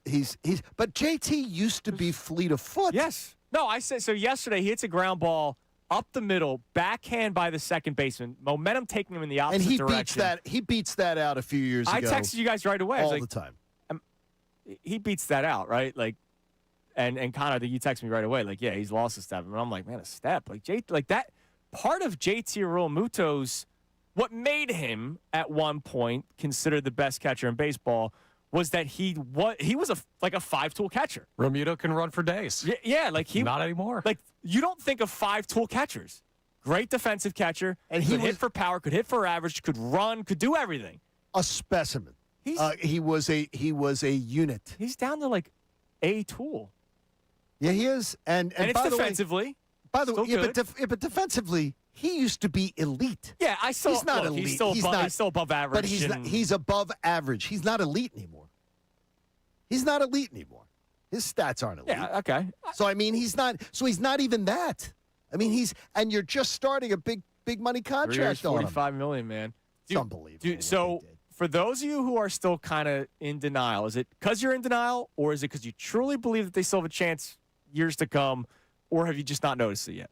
Tell us. Be honest. I don't think they want to hear it. Yeah, I know. Now, let's be fair real quick, because I just looked this up. I wanted to see where they stand. If you guys had to guess where the Phillies stand as far as average age of Major League Baseball rosters, where do they rank out? They're probably like fifth oldest, sixth oldest. You can't do that.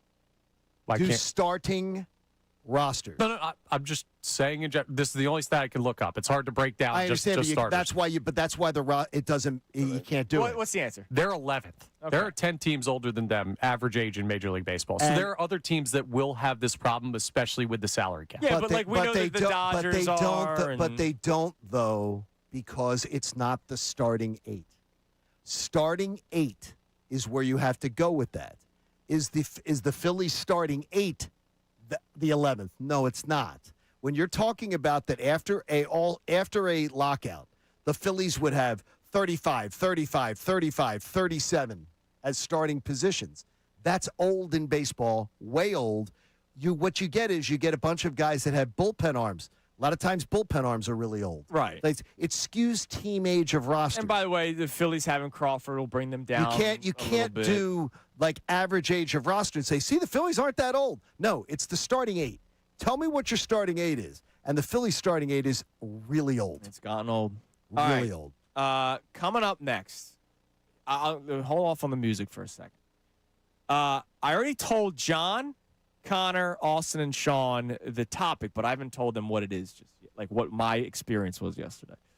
So we want you to be able to relive your childhood a little bit, and we might be able to help you.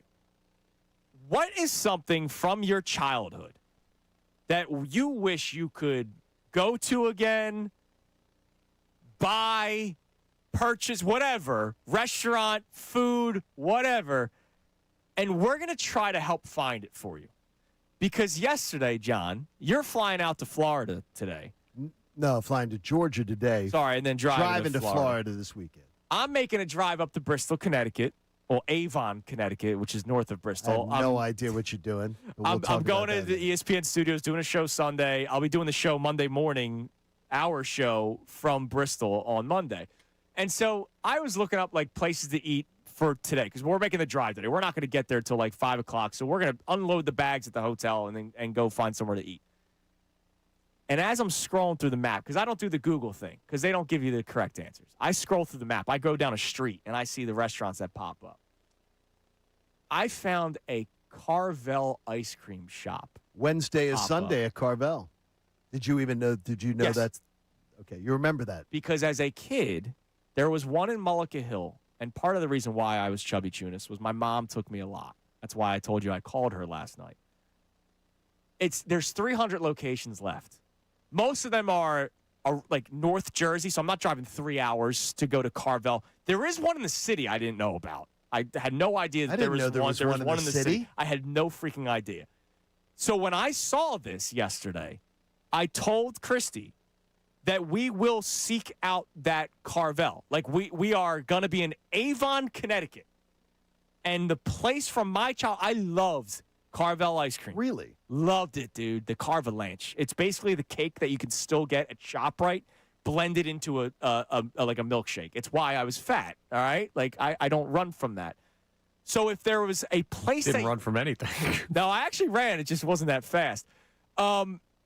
Something from your childhood that you wish you could do one more time, try one more time, see one more time, and we will try to see if we can find it for you. Whether it's a location, whether it's an eBay purchase, an old toy, John, I don't know. We want to try to help the people out because I will post the photo of me going to the Carvel in Avon, Connecticut tonight. It's happening tonight. I was more excited about that than anything else. That's why I called my mama at 8:45 last night. Mama. Because she used to take me all the time. All right, we'll try Well, to help you guys. I want your answer next. That's why you still fit in those T-shirts. Damn right. I want your answer. I want Connor's answer. I want Sean's. I want Austin's. Something from your childhood that you wish you could do one more time or try one more time. We'll try to find it for you. 610-632-0975. Also, coming up next, we're going to give some more answers of the bad contracts.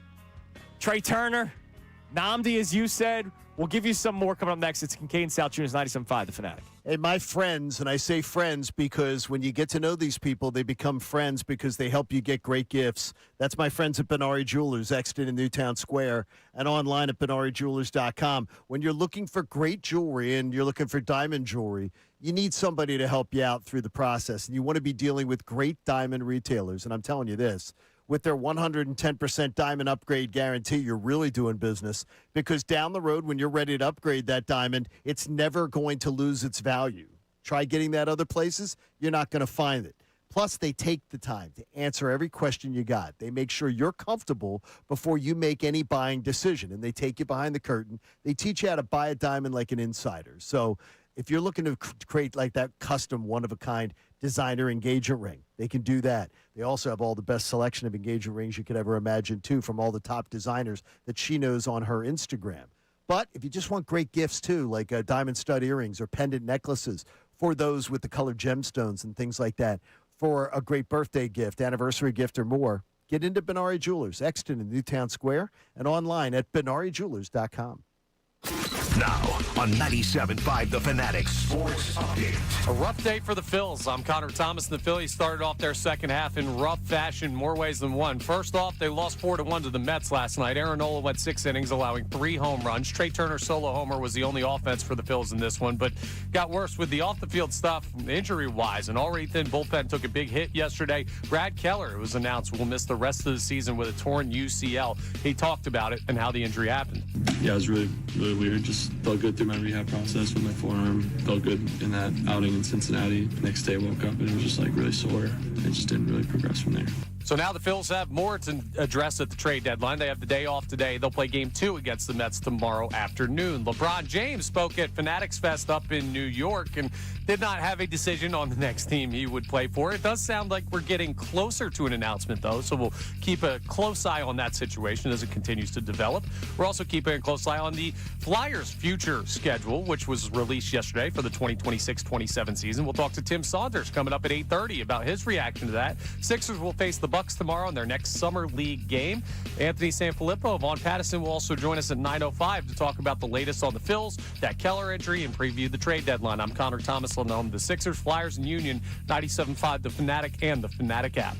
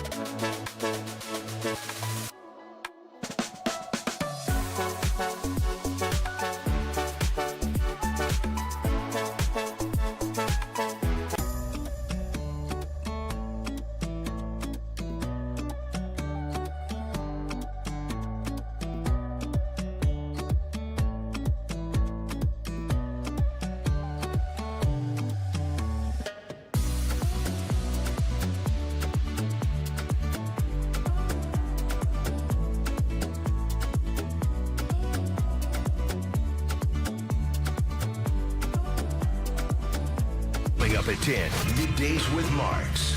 Now more of Kincade and Salciunas. 97.5 The Fanatic and the Fanatic app. 7 a.m. hours brought to you by the Bet Parks online casino and sportsbook app. Live bet sports on the Bet Parks app. Play all your favorite casino games. There's always another way to win on the Bet Parks online casino and sportsbook. Got to be 21 in Pennsylvania, Jersey, or Maryland. Gambling problem? Call 1-800-GAMBLER. Jimmy Stu on Twitter. It's Jimmy time.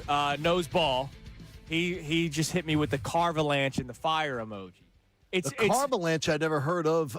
Maybe that came along later. That wasn't when I was a kid. You know the Carvel ice cream cake. No, I know. We had the, there was the Fudgy the Whale. Fudgy the Whale. Yeah. And then there was Cookie Puss. Yes, of course. There was the Cookie Puss and the Fudgy the Whale. Well, the one that you can get I don't like ice cream cakes. I'm not a big ice cream guy. Are you? So what about you? Yeah, dude. All right. So yeah. So have you ever? You guys would take an ice cream cake over a cake? Yes. Yes. I would never take an ice cream cake over a cake ever. Have you ever had the Carvel ice cream cake that you can get at the grocery store? Yeah. All right. Now picture that as like a milkshake. Ooh, okay, but how does it get? Great. Okay, with a milkshake, are you talking one of the milkshakes? There's the milkshakes that my daughter likes. That it's kind of like she ends up eating them with a spoon. Yeah, like a That's not a milkshake. A flurry. But that's not a milkshake. Yeah, I get it. Close enough. It's that texture. She gets them at the Brewster's. Yes. Yeah. But that's they not all a have, milkshake. They all have a different name of it. But imagine Yeah. like the cake is just in a cup. Oh, dude, I can't wait. I'm going tonight in Avon, Connecticut. 4 hours and 45 minutes away. I can't wait for it. And you're going to one. All right. What about your guys' answers? I got a couple. I got All two. Very simple. One is one that I know they've brought back, but they haven't brought it back to the Philly area, as far as I know.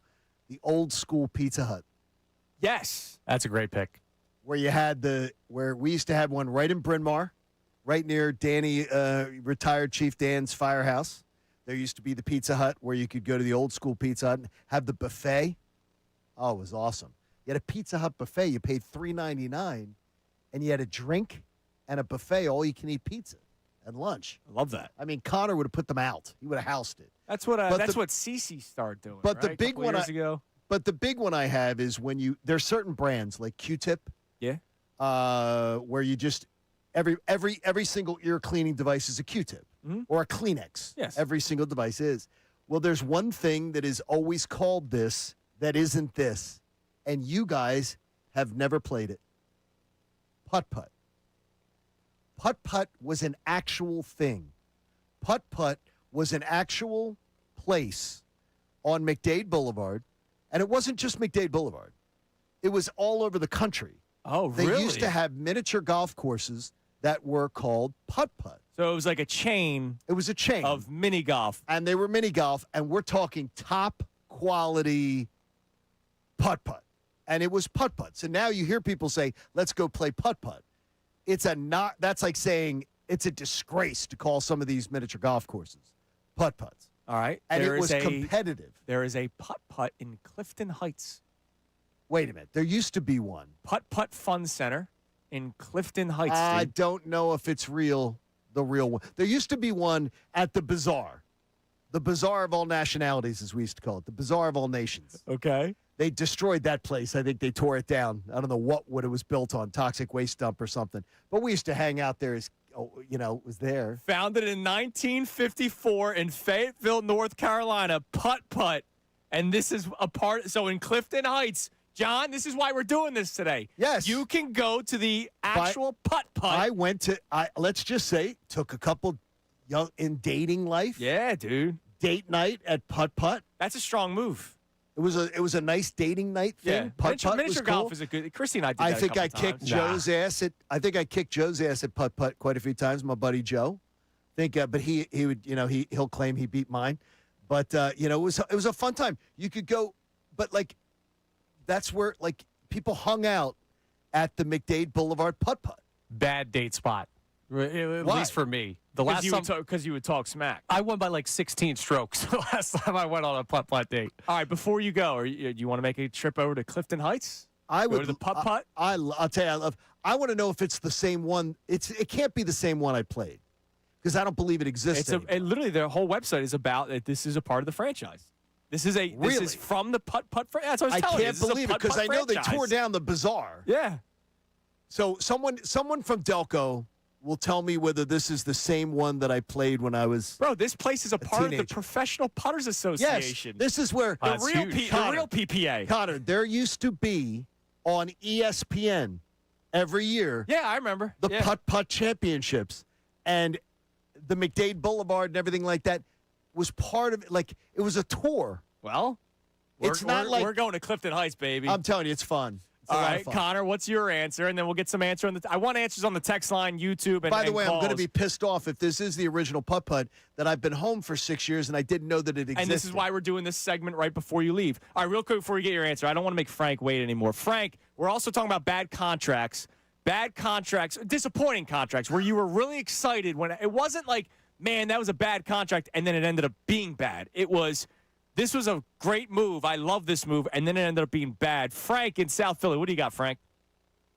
Hi guys, good morning guys. Hey, buddy. I got Briz Galov. I was very excited when we got him, and then he just took like a major step back. He didn't do anything productive, so it was kind of like disappointing. Yeah, I mean, it's a great answer because he was also big. Like, he was a big body, and then, of course, we all know what happened where, Bobrovsky goes on and has a hell of a career. Ron, wins the cups and all with Florida and all that, and just to get him, you're thinking like, maybe he'll be the savior, and then here we go. Typical Flyers, though, and last month was the 15-year anniversary of that signing, Frank. it's so bad. It's got to be one of the worst contracts and signings in history of all Philadelphia sports. It's got to be in the top 5. He celebrated his 46th birthday last month. Too. So humongous big, right? Thanks, Frank. All right, Connor, what's your answer? Now, you told me I couldn't take the original Four Loco because that isn't really a kid No, thing. I said you could. I said you could. I don't know if we can find it. It doesn't exist. That is like banned, but those are the days, man. Those You are can the find days. it I'm sure you can find it on the dark web somewhere. I'm not buying that. You go to, what do you do, www.darkweb.com? Yes, that's the That's website. very good. Yeah. Just want to make sure. The Choco Taco, that's more of a recent one that fell apart. Didn't they bring that back? No, they did not. They No. brought Oh, I something else thought they back. did bring it back. Choco Taco died for a reason because it's the most overrated I piece don't- of ice cream That's the ever. dumbest thing you've ever said. Then why is it nobody bought it? It was too good. They could never you beat guys it. all They can't got do upset. that. You guys all Ice cream got- couldn't you guys all compete, got so they took it upset. out. You guys all got upset. I had a whole show on this. Big ice you guys all cream. got upset that it got banned. And I'm like, yeah, why do things get banned? Because people aren't buying them anymore because they stink. Go ahead. That's not true at all. That is why stuff goes Don't away. make me say a bad word about Carvel. I'll do it. You There we had go. it. You Go can't, on. you can't But speak poorly on The it. real one, if I could go back to like 10, 11-year-old Connor, and I could take another swing with the orange and blue Stealth, the Easton Stealth. That was the greatest baseball bat bat of all time. Like, that would be, if you got me one right now, take me to a Little League field, get me some How swings much in. one of them cost? I'm- Do you know in your day how much one of them cost? Probably not crazy. It wasn't like it is 120 now. or Oh something. my Yeah. gosh. Nowadays, dude. It was worth it, dude. Do That you turned you realize- into Barry Bonds. Do you realize if you called your dads, and I can speak for my generation, not one of our fathers would have bought us that one. No, I know. Dude, they're now 300 bills. By the way, I But found it like, on eBay. You Oh, did? yeah. Those are still out there somewhere. You can get a used one right now. For, let me guess, $350. $325 on, I went on over. eBay. So I would love to do that. Why? Dude, see, you never used it. It was the best bat, literally the best bat ever. It got banned. Huge sweet So, spot. wait, so did you have your own bat? I was a DeMarini kid. I had the DeMarini like I C4. was Did you have I was your a- own I was a bat? team bat guy. It didn't Yes, make it didn't team make a bats. difference. We had team bats, and I, never- think I never anybody in believed. Broomall Little League. That's why I didn't go pro. We did not.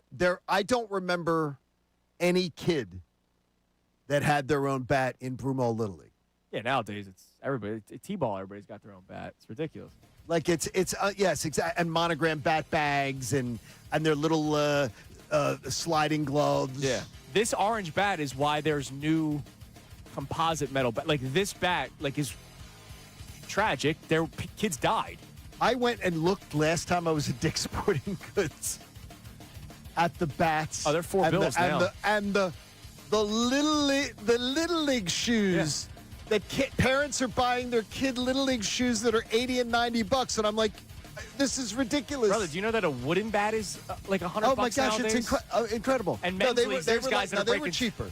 They were like $69.79. Yeah, the ones that were $25 5 years ago. Oh, I got you.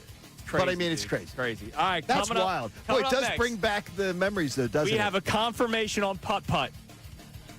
All right, more of your answers on things that you wish you could bring back. Austin wants Yogo Bites back and OG Sour Skittles. Oh, yeah. Great call on both of those. All right. Your answers, if we can find them, we'll help you find them. 610-632-0975. Coming up next, today's headlines with Connor Thomas here on The Fanatic. Oh, coming up Sunday, you got the final of the World Cup. Only 2 teams remain in the FIFA World Cup. There's no better place to be for it than Kalshi, America's #1 prediction market platform. The 2 teams left, you know already, Spain, Argentina, and Spain the favorite. They're trading at a 58% chance to beat Argentina. So maybe you're a Messi hater. Maybe you're a Ronaldo guy or gal out there. You want to trade on Spain? A $100 trade is going to pay out $165 if they win. You could trade either side. You could trade the third place game between England and France. There's a lot of stuff you can do on Kalshi, and the best part about it is you're trading against peers in a live market, meaning there's no house. And as the probability changes, you can buy in and out of your position. So trade on Spain today. You can trade out before the game starts and then trade on Argentina if you change your mind. For a limited time, download the Kalshi app. Make sure you use code FANATIC to get $10 when you trade 10. Kalshi. Kalshi. Trade the beautiful game. 18 plus only. Restrictions and eligibility requirements apply. Event contract trading involves risk and may not be suitable for all investors. Prices, values, and available markets may differ from those mentioned. For more information, see kalshi.com/regulatory.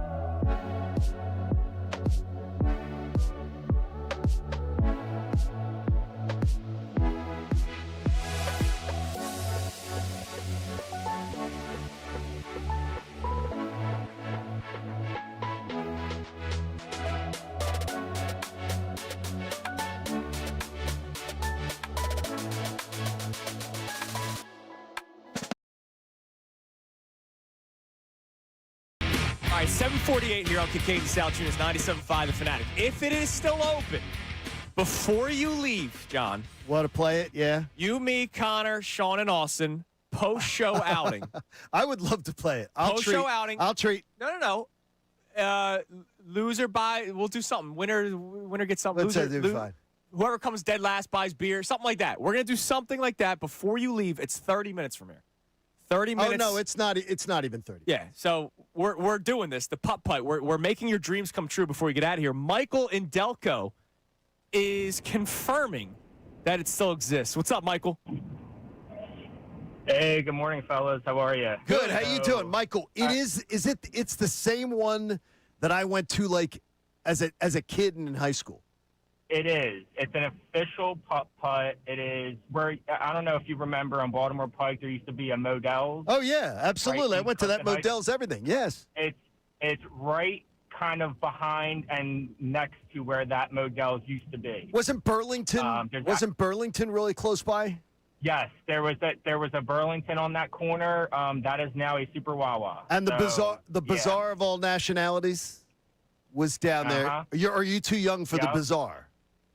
No, I'm 38. My mom took me there as a kid. Yeah. Obviously, I didn't grow up. I hope with you it, survived. Hope you survived. The bazaar was crazy. I did. Yeah. I haven't been in Delco. I moved to Montgomery County about 5-6 years ago. But I do have a lot of friends, obviously, still in Delco, and they still take their kids there. In fact, one of my friends, Mark, he took his boys there like a couple months ago. I'm heartbroken. Up and running. I'm heartbroken that I did not know because For all these years you've been back. I've been back for 6 years and I did not know it still was open. All right, it'll be named the Kincade Invitational. Yes, in honor of you, leaving too? us. We should have and listeners who want to come on out and join Thanks, it. Michael. Yeah, Hey, dude. Honestly, let's make that happen, man. Hey, can I ask you a question too? By the way, sure. We got headlines in a second. I got a real quick conspiracy. I never get change, ever get change in my life. Okay. I just use my credit card, tap and everything. I got some change yesterday. Are quarters different? Feel this quarter. This quarter feels really thin and light. Dinner first. That quarter feels really. It does feel. You know what? This is why you didn't win the coin toss bet last year. It's a thin quarter. It is a thin. Dude, that's a thin quarter. And look at this. Look at this dime. Look at that dime. I think it's the normal dime. No, it isn't. That's That's great a Susan radio, B. boys. Anthony. It's a Susan B. Anthony on the dime. That's Susan B. Anthony on the dime. What's up, Susan B? I didn't even know there was a different dime. It is a thin quarter, though. And a really thin. The coins are really thin. You got to take that into account. It's amazing. Next Super Bowl coin flip. Connor, take it into consideration. Aerodynamics. Yeah, that's on me. There you go. Dude, a great answer, by the way, on YouTube. If they can find it, I bet you can somewhere. On YouTube, it was Joe Ormsby, the Ecto Cooler, which was the high C drink, the Ghostbusters Ecto Cooler. I bet you if I go to eBay right now it's probably expired or whatever. Yes, I just found on eBay, you can buy the 10-pack of Ghostbusters Ecto Cooler. I think it expired like 20 years ago, but you can get one still. They do still exist. Wow. It's just expired on eBay. So check it out. All right, it's time now for today's headlines with Connor Thomas. Today's headlines with the Connor Thomas. What's up, D? It's brought to us by Lundy Law for over 70 years. Lundy Law has been fighting for injured people. If you need them, remember the name. Lundy Law, your injury lawyers. Visit LundyLaw.com. That's LundyLaw.com. We're going to start off with Fanatics Fest. No, not LeBron, but there were more people than just LeBron James there. More NBA players as well. And Jalen Brunson, of course, was around, and he was asked to sign a New York Giants helmet. Now, he's the king of New York after the Knicks win the finals, right? He refused, and listen to why. Wait. I am not signing that. That's against my religion. You're going to make me sign a Giants helmet? Can I write Go Birds on it? I'm going to write Go Birds on it. Write Go Birds. I'm going to write Go Birds. Can we convert you? No. He wrote "Go Birds" on the Giants helmet as an Eagles fan. Can I ask you, was it a fan or was this a content creator thing? Because I'm getting kind of tired of the same bit. I don't really know. I think it was just a fan. Well, wait a minute, though. These are content creators that get invited to the... Yes. I'm getting tired of this bit. Sorry, old man at Clouds here. The guys that's signing all the jerseys, and then they sneak in the opposing, like the rival college, and they're like, "Oh, I'm not going to sign that." Getting kind of tired of it. You got to come up with something new. I didn't even think about that at all. That's how my brain works. He plays for the Knicks. You don't think there could be like a Giants fan that wanted that? No, I think because they know he's an Eagles fan. It is such a. It's old and tired. I'm sorry to change your story. It's old and tired. All right, here's the guy that played for Michigan, and now I'm going to sneak in a Michigan State jersey. It is a cliched one. Hey, they've been doing it for years. I'm out. Next story. Fair enough. We'll move on. Atlanta was out in the first quarter of their recent Summer League game. I know people aren't locked in on Summer League, but sometimes it's a great place for just hilarious score screenshots. They played the Memphis Grizzlies out in Las Vegas in Summer League action yesterday, and the first quarter ended, and the Hawks were losing 32-2. That is about as bad as it gets. So I'll ask you guys this. 32-2. 32-2. God, that's terrible. I'm going to enjoy getting to talk about the Hawks again.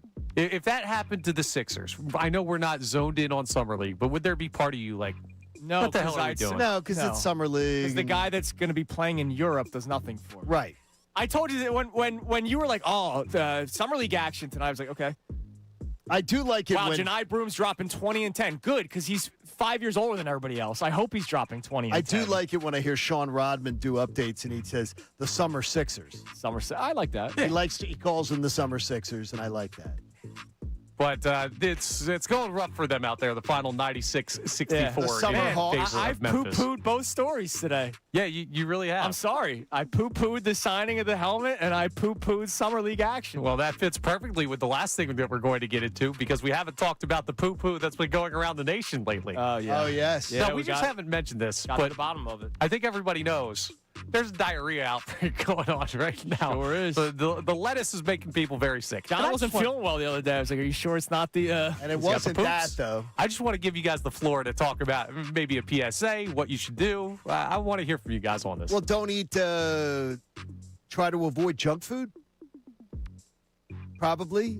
Sure. The best thing. Because you're talking about the specific location. Wash your Can you say that? Can you look him in the eyes and say it? Yeah, try to avoid junk food. Try and stop No, me. the wash thing. Wash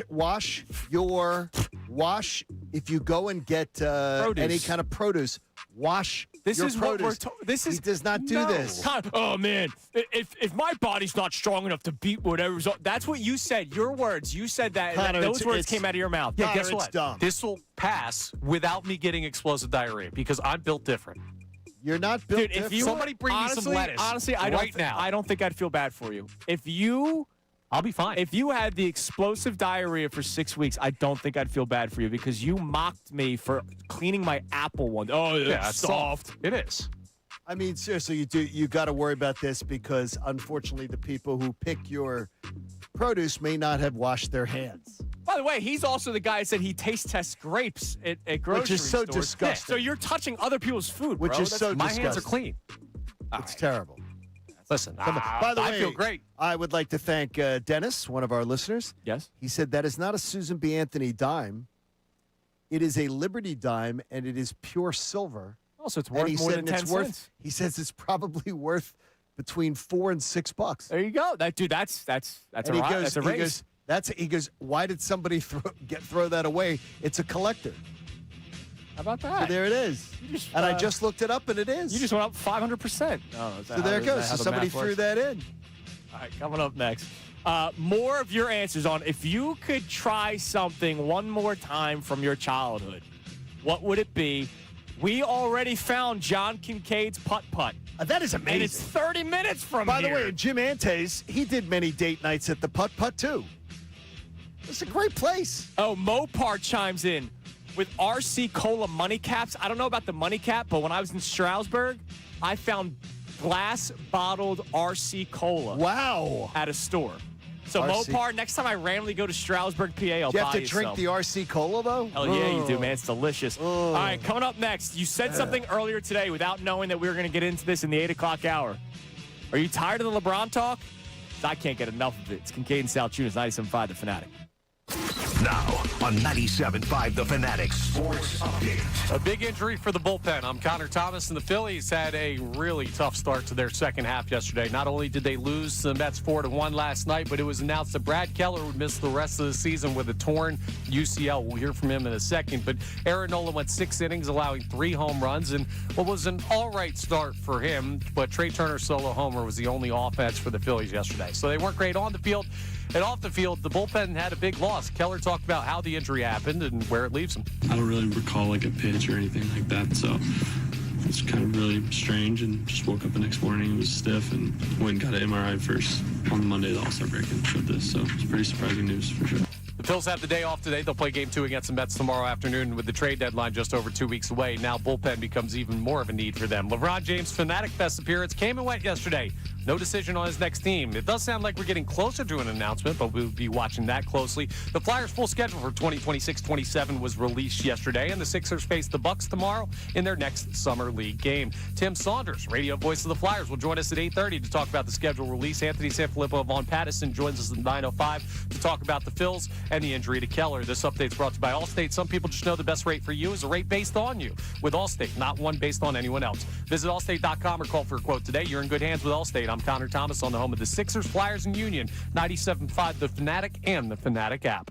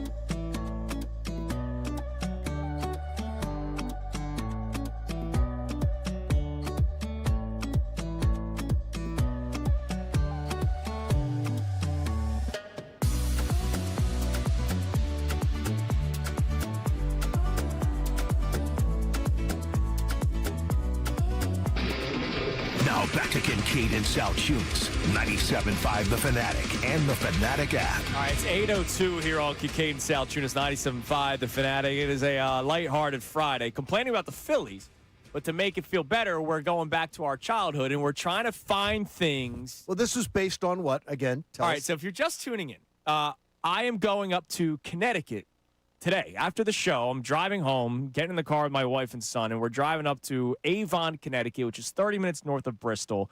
I'm doing a shift at the ESPN studio Sunday, and I'm actually doing the morning show, this show, Monday morning from Bristol. I figured while you were on vacation, it'd be easier to do that instead of because then we're the not weird maneuvering remote. multiples. Yeah, right. So I'm gonna do the Kincade and Salciunas Monday morning from the ESPN studios. And we're staying in Avon, Connecticut, which is 30 minutes north. I was just looking for things to do. And there is a Carvel ice cream shop, which there used to be one in Mulligan Hill, New Jersey. It closed years ago. And there's only 300 locations left. And one of them is in the most random town that I never heard of in my life, Avon, Connecticut. And so I'm going tonight. Like, I am, whether Cooper's in bed, I don't care. I'm going to the Carvel ice cream place to get a Carvalanche tonight, Avon, Connecticut. Your answer was the putt-putt, which... The putt-putt, which I'm just disgusted. And it's still around. I didn't believe it still existed because they have literally torn down that section of, like, McDade Boulevard doesn't look anything like McDade Boulevard anymore. They've torn it down. Yeah. They've redone so much of it. I had no idea it still existed, and I can't believe I've been home this long and I never hit the putt-putt up because it's awesome. I mean, it's an awesome experience. It's miniature golf, but it's challenging. Connor, this is like your kind of miniature golf because if you're a competitive person, these courses are set up where they are competitive. They would have national televised tournaments. It's unbelievable. Here's a thought. We are, as a show, getting dinner the Tuesday before you leave. Correct. We're going out to dinner. Is there, if we got to dress up anyway, might as well act like we're on the tour and do a putt-putt showdown. What, I'm afterwards? Like go Before, afterwards no, or go before. before? Be sweaty messes, though. That's all right. Then you go to the air-conditioned restaurant, Fleming's. They take care of you. They smell. I'm saying. I'm telling all right. you. So give us some answers on the text line. The only thing that I'm seeing on YouTube that I got to, like, sort of just remind people what we're getting into here, it's not like, what do you want to go back to? Because, like, our man Mopar was like CDs. Well, you can still get CDs. You can get CDs if you But, want like, them. it's, like, an experience that you didn't know you could still have. And you could, I didn't know that I could still go to Carvel. You didn't know that you could still go to Putt-Putt. Let's get some answers on this, 610-632-0975. But we also got to talk some sports today. Sorry. Phillies, they lose to the Mets yesterday to start the unofficial second half of the season. And once again, the bats go ice cold. Terrible. But Brad Keller, the big news yesterday during the afternoon, Brad Keller, it's announced he has a tear in his UCL. He's getting a second opinion before they announce he's done for the year. He's done for the year. All right, Brad Keller will not be pitching for the Dr. Phillies. Salciunas has already ruled him out. Yes, I'm really good. I was that close to getting my doctorate, just as close as I was to going making pro. Pro. So close for both of those things. That's why I chose radio, because I just couldn't make it. My number one, and you guys can attest, because I've been saying this for like 2 months now, probably since May. My number one thing I needed the Phillies to acquire was a back end of the bullpen arm, a legit arm. Somebody that can be the bridge to Lidge, but this version, it's Duran. Because we went into this season knowing that the lineup was going to have its issues. We did. Knowing the lack of consistency with this lineup. We went into this season saying they're going to have to ride the coattails of the starting pitching and the bullpen. The other thing we said was, thank God for Alvarado, Keller, and Duran, because you don't have to overpitch the starters. You can tell Zach Wheeler, Christopher Sanchez, Jesus Luzardo, you just need to give us 6. That's what we thought. And now we're saying you need to give us 8. Severe miscalculation on all of our parts. Oh, nobody thought Brad Keller's arm was going to fall off. No. Nobody did. But now we also, I do feel better that we now have an explanation for why Brad Keller was so bad. Sure. I mean, it's obvious he was hurt, and I guess trying to pitch through it is all I can figure. It's admirable, but it's now you need another arm. Ricky Bo was all over it, dude. So he was all over Are it. you still right-handed bat, or are you now bullpen first? 610-632-0975. It's got to be bullpen, right? Has to be. Oh, I've been saying it for 2 months. So It's got to I be. will, It's I got will to be. continue to say. Well, the Keller thing makes it, because now you need 2. Yeah, you can't dance on the I was bullpen. You can't do that. The guy You just didn't blew know. out his elbow. We didn't know until yesterday. Your biggest free agent acquisition blew out his arm. Yeah. Well, look, some of By us, the way, some and of your us can second see the future. and your Yeah, you second sniffed that biggest one out. Your second biggest blew out his arm too, Yeah, or shoulder. shoulder. He Same, blew out his same shoulder. thing. Part of the arm. Yeah. Part of the arm. And your upcoming superstar's back doesn't work. Yeah, in exactly. the But minors. you know what's good though? Draft another one Yeah, things are going well. that has problems like that. All right, and lastly, before we get into this LeBron discussion, let's update you on the poll of the day brought to us by Dr. Avidan Appel and the team at Iron Mountain Men's Health. It's regarding 2 guys that had an impact yesterday in the game. You should not blame Aaron Nola for the loss yesterday, over it. and you should not put all blame on Trey Turner on the loss yesterday. But Aaron Nola, 3 home runs allowed yesterday. Trey Turner with a big error. And look, the home run, good for him. His other 3 at-bats, it's like, dude, this dude's lost at the plate. And I can't say, hopefully that home run gets him in a good place. Oh, yeah. I'm not. Because how many times have you said that? Right. Or has somebody said that? If Bryce Harper hits a home run after struggling, I go, all right, that could be the moment. Kyle Schwarber.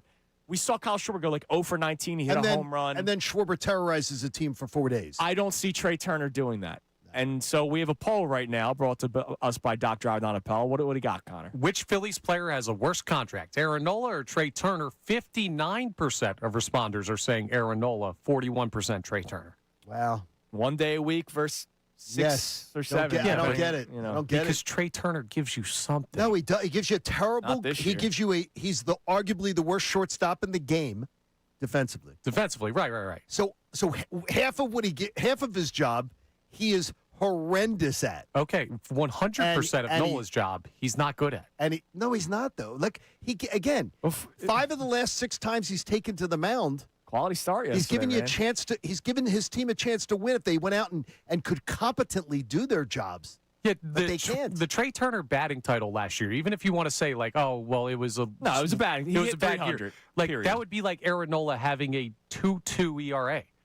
Do you ever believe he'll be within 2 points of that? No. Well, I did. I didn't. You did, but I'm going to win that bet. No. I'm going to collect on that bet. The line was 4-5. Let's not say 2-2. No, I'm just saying I'm going to collect on that bet. I'm going to have to collect long distance. Unless he gets hot here. You never know. Yeah, so look, I'm rooting for it because it's about all we have to hope for right now. It's just a shame that you are taking whatever you can get out of Aaron Nola, and maybe that's why it's the right answer, that you're just hoping to get something out of him. That but is like correct. Trey Turner, what am I getting out of Trey Turner? I'm literally What do getting you have, nothing 7 right now. years left of Trey Turner? Yeah, man. Yeah, right now It you're is getting nothing out of that. horrendous. You couldn't move Trey Turner's contract. Oh, my gosh. 7 years left. Yeah. Nobody is taking that contract. No, it's bad. He can't play the field. He's terrible. Yep. A butcher. Oh, my gosh. All right. Edward Scissorhands. So yesterday during the Fanatics Fest saga, obviously LeBron did not give any sort of answer on the future. And Johnny Marks yesterday, before all of it happened, before the entire charade happened, he was like, look, why would it happen today? I expect it to happen next week, or it would be more likely to happen next week. What was his rationale of why he was saying that? Late in the week. He wants the full week of talk. It's what he wants, but why was he saying it's logical to think that? I thought it was logical to think it was this week because this is when LeBron's always done it. He's always done it right after the baseball All-Star. He also usually does it on a Monday so that he has the full week of content. He also, the World Cup Championship game is Sunday, so he wants the world to talk about LeBron James, not just the United States of America. Watch it happen Monday night into Tuesday. That's my guess. Here's Shams Charania on the Pat McAfee show yesterday saying, don't hold your breath. Yeah, I don't know if I'm waiting on bated breath right now or this week, potentially. You know, LeBron's got a string of events. He's got Fanatics Fest today. He's got some CNBC stuff. He's got Time 100. He's got multiple different podcast tapings and all this stuff. I don't know if I'm holding my breath for an announcement this week. But I think as we get into next week, I do think this process is getting closer and closer to the end here. LeBron James has all the information that he needs to make a decision. All the GMs, the owners, the presidents, they've all made their pitch through Rich Paul, his agent. Interestingly enough, LeBron has had multiple different owners and GMs, about three to five, that have sent voice memos to him via Rich Paul. So they'll send it to Rich Paul, and then he'll send it to LeBron James. And so we're looking at a group of teams, the Cavs, the Heat, the Warriors, the Sixers, and the Timberwolves. But my feel, when I talk to teams around the league, the focus is really on the top contending teams for this being the Cavaliers, the Heat, and the 76ers. And so now it's just up to LeBron James to make a decision. I can't get enough of it. I can't get Thank you, enough of Connor. them going. I don't know who was the Sports Center anchor that goes, whoa. That was the McAfee show. Oh, it's McAfee. Yeah, what do you like, who's expect? the whoa? Yeah, it's McAfee. Like, I'm like, wow. You said earlier in the show, and I don't even know if you knew that we were going to get into this, that you're tired. You just want it to be over. Yeah, and then now I'm ready for it to be over because it's now being drug out to be drug out. Yeah, and I'm fine with it. I can't get enough of this stuff. I can't get enough of it. I'll talk about it every day if I have to. I like it's LeBron, right? This isn't a draft pick. This is LeBron James. I could talk about LeBron James every day until he signs somewhere else, and then I hate him. But I could talk about this every day. What are you talking about? Like we've talked it out. There's nothing new to talk out about LeBron James in this whole situation. Yesterday was so fun for me reading the conspiracy theories on social media yesterday. Why did he say it like this? Why did Halliburton say year 76? Because he was told to. Right. And I love it. And I love how people are trying to read into everything because so am I. Like, I am too. Like, we played a clip earlier from LeBron at Fanatics Fan Fest yesterday where he's talking about what he wants to do next. And he gave 5 different answers in one. And I could make the case that he talked about a specific team in each of those answers. You could. You absolutely could, and you'd be absolutely correct. Do you have it? This was LeBron James yesterday. He's sort of being asked, like, what does he want to do? What's next in his career? And if you listen close enough, you would say, oh, he's talking about the Warriors here. Oh, he's talking about the Sixers here. Oh, he's talking about the Heat here. This was LeBron yesterday. So how do I feel about free agency? Obviously, it's a big decision. This is the 3rd time in my career that I've been a free agent. So it's a big decision for not only myself, but for my family as well, and just for the last part of my career and where I want to spend the last few years or the last year or the last 2 years of, my NBA career. So wherever I go, Elon, I will make my staple on I'm a natural born leader. I'm going to try to fit into whatever team I'm going into, but also, give them all the tools and give them all the knowledge that I've been able to, grasp over the last 23 years. I know the game. I know the ins and outs about the game of basketball. And wherever I land, I hope that you support me and I can continue to inspire you, all right? It just felt like every team was talked about. Yeah, it's on purpose. I could say that was an answer about the Sixers, the Heat, the Warriors, the Cavs. Like, if I was a Cavs fan listening to that, I'd say, man, he's talking about us. As a Sixers fan. I can understand that. As a Sixers fan, I'm saying, man, he's talking about us. If you're a Warriors fan, you're saying, oh, man, last chapter, him and Steph. Like, you could make the case for every team in that clip alone. He is doing this so well.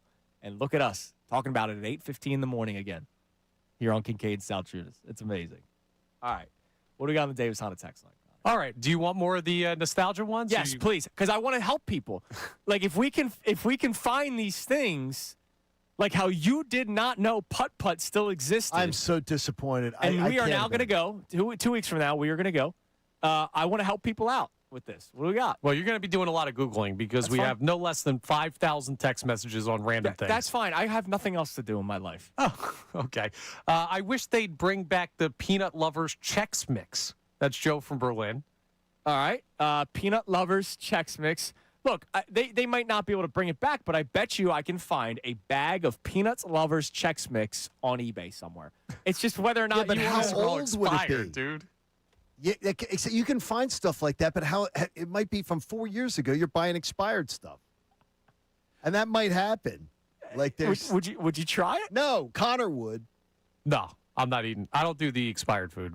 You don't? No. Oh my God. You check expiration dates? Yeah. I would have picked you as the last person in the world to look at an expiration date. Wait, question: is he saying peanuts like peanut lovers, the food, or Charlie Brown? No, peanut lovers. Because I just found a Peanuts, like Charlie Brown, Chex Mix tin for $10 from 1990, still with the fillings. Well, you can't eat that. Why not? There's no way you're eating. What do you mean? Why not? You're not eating that. That stuff can't go bad. Chex Mix? Yes, it could.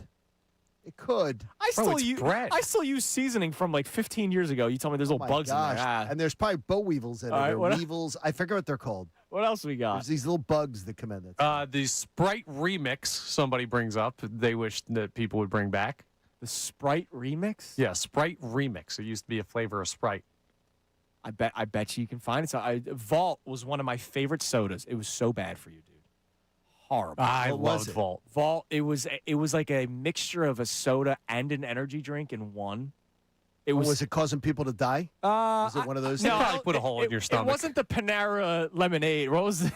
What? Yeah, the Panera lemonade from like last year. Don't you remember that? No. Oh, it was causing people to have like heart attacks. People were like drinking heart attacks. Content creators started drinking it to see if they were going to die. Heart palpitations. I did not. Oh no, it was really bad. I had to stop doing it. Yes, it was like 5 Red Bulls or something, or 6 Red Bulls. Dude, it was really, really bad for you. But so was Vault Soda. You can still find Vault. Like, there are people that have it in their garages, and you can buy it. Here you go. Coca-Cola Company Sprite Zero Berry Clear Remix. You can go to liquorstore.com. You can buy one for $1.20. Liquor. Oh, look at that. It's so you can find these things online. It's just, do you want to pay the $10 for shipping for one soda? I probably would for nostalgia. What else we got? The Spinning Tops and the Super Soaker with the backpack. Elite Outdoor Summer Toys. That from Big Leo. They make those now. They make those now. You can find them. They do. They absolutely. But if you're talking about specifically the Super Soaker CPS 3000, there's a website that rates Super Soakers. Oh my God, what do you do for a living?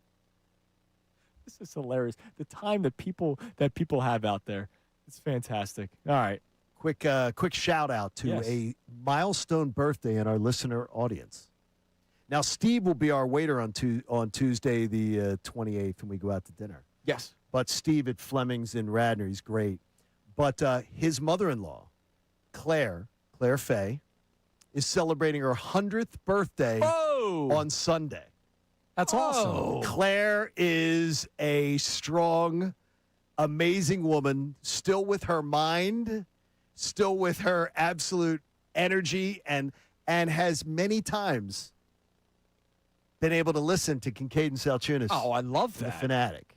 So, Claire Fay, congratulations on your 100th birthday. Oh, I love Coming that. up this Sunday, July 19th. We love you. We thank you. And congratulations to you on reaching that incredible milestone. Dude, that is fantastic. On Sunday. That's unbelievable. By the way, Steve turned 60 the other day. Oh, happy birthday. And Steve only looks 100. So, I mean, it's great. So it's good. Jesus, man. He That's a doesn't. shot. He doesn't. No, he's great. Steve's awesome. But congratulations, Claire. 100 and years old. 100 years. Congratulations. And to be 100 and still have your faculties and still have your. Oh, yeah, that's beautiful, amazing. man. That's Good a job, beautiful Claire. thing. We need to know your secrets. All right, who was our last texter? What, the Super Soaker, John? Yeah. That's Big Leo. They're out there. Big You can get a Leo. Super Soaker. There you go. No, the specific one that he wants. On eBay right now. The extremely rare Super Soaker Battle Pack from 1992. $600. What? Okay, that's just stupid. So That's I told stupid. you If someone does that, that's stupid. I told you I will try to find these things. Yeah, but if for somebody you. does that, that's stupid. Big Leo might have coin, man. you got I don't cash, know. spend it. Dude, if he might be a billionaire. Isn't Big Leo the guy if you need like life insurance? No, that's Big Lou. That's Big Except he's Lou. on number 2. He's All on right, number coming 2. up next, we had some schedules drop yesterday. Uh-oh. One that will start in September, one that'll start in March, one that will happen, one that probably won't. We'll talk about both coming up next, and we'll get to speak to one of the men that will be calling the games for the one that will happen.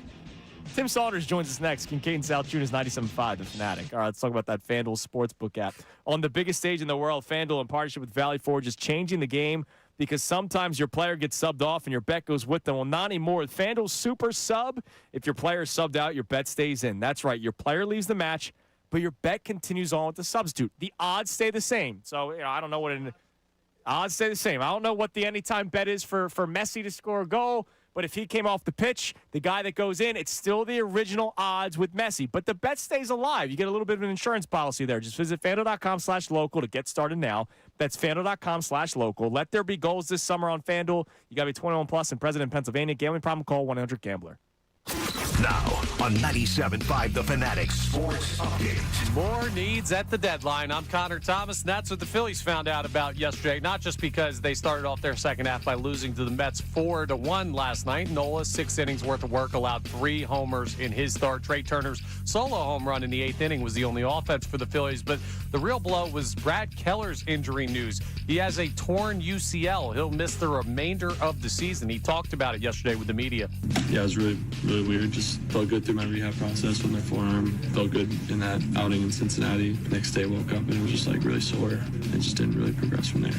So the Phillies will be looking even stronger than they already were at relievers at the deadline, I'm sure. The Phils have the day off today. They'll play Game 2 against the Mets tomorrow afternoon. LeBron James' Fanatics Fest appearance up in New York came and went without a decision on his next team. It does sound like we're getting closer to an announcement, but Shams Charania talking about on the Pat McAfee Show. Wouldn't hold your breath on this week. We'll be watching it closely, though. The Flyers' full schedule for 2026-2027 was released yesterday. We'll talk to Tim Saunders coming up next. His take on that.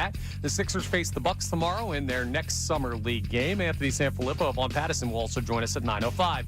This update's brought to you by the Macom Group. They support contractors with one of the largest PVF inventories. From pipe, valve, and fittings to trusted brands, count on the Macom Group to help you stay on schedule. Visit MacomGroup.com today. I'm Connor Thomas on the home of the Sixers, Flyers, and Union. 97.5 The Fanatic and the Fanatic app.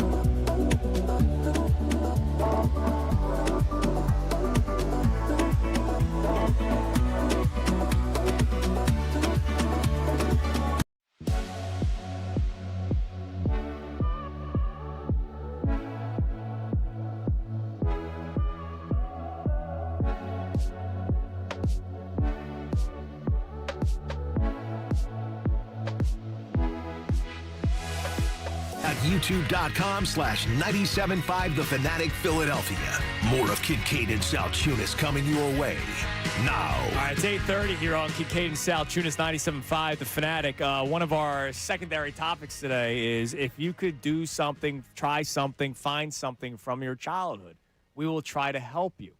There has been talk on the YouTube chat about the purple ketchup. When Heinz came out with a purple ketchup. I have no idea of what you're talking about. You don't remember this? I think it was for a promotion of some sort of movie. Grape Ape?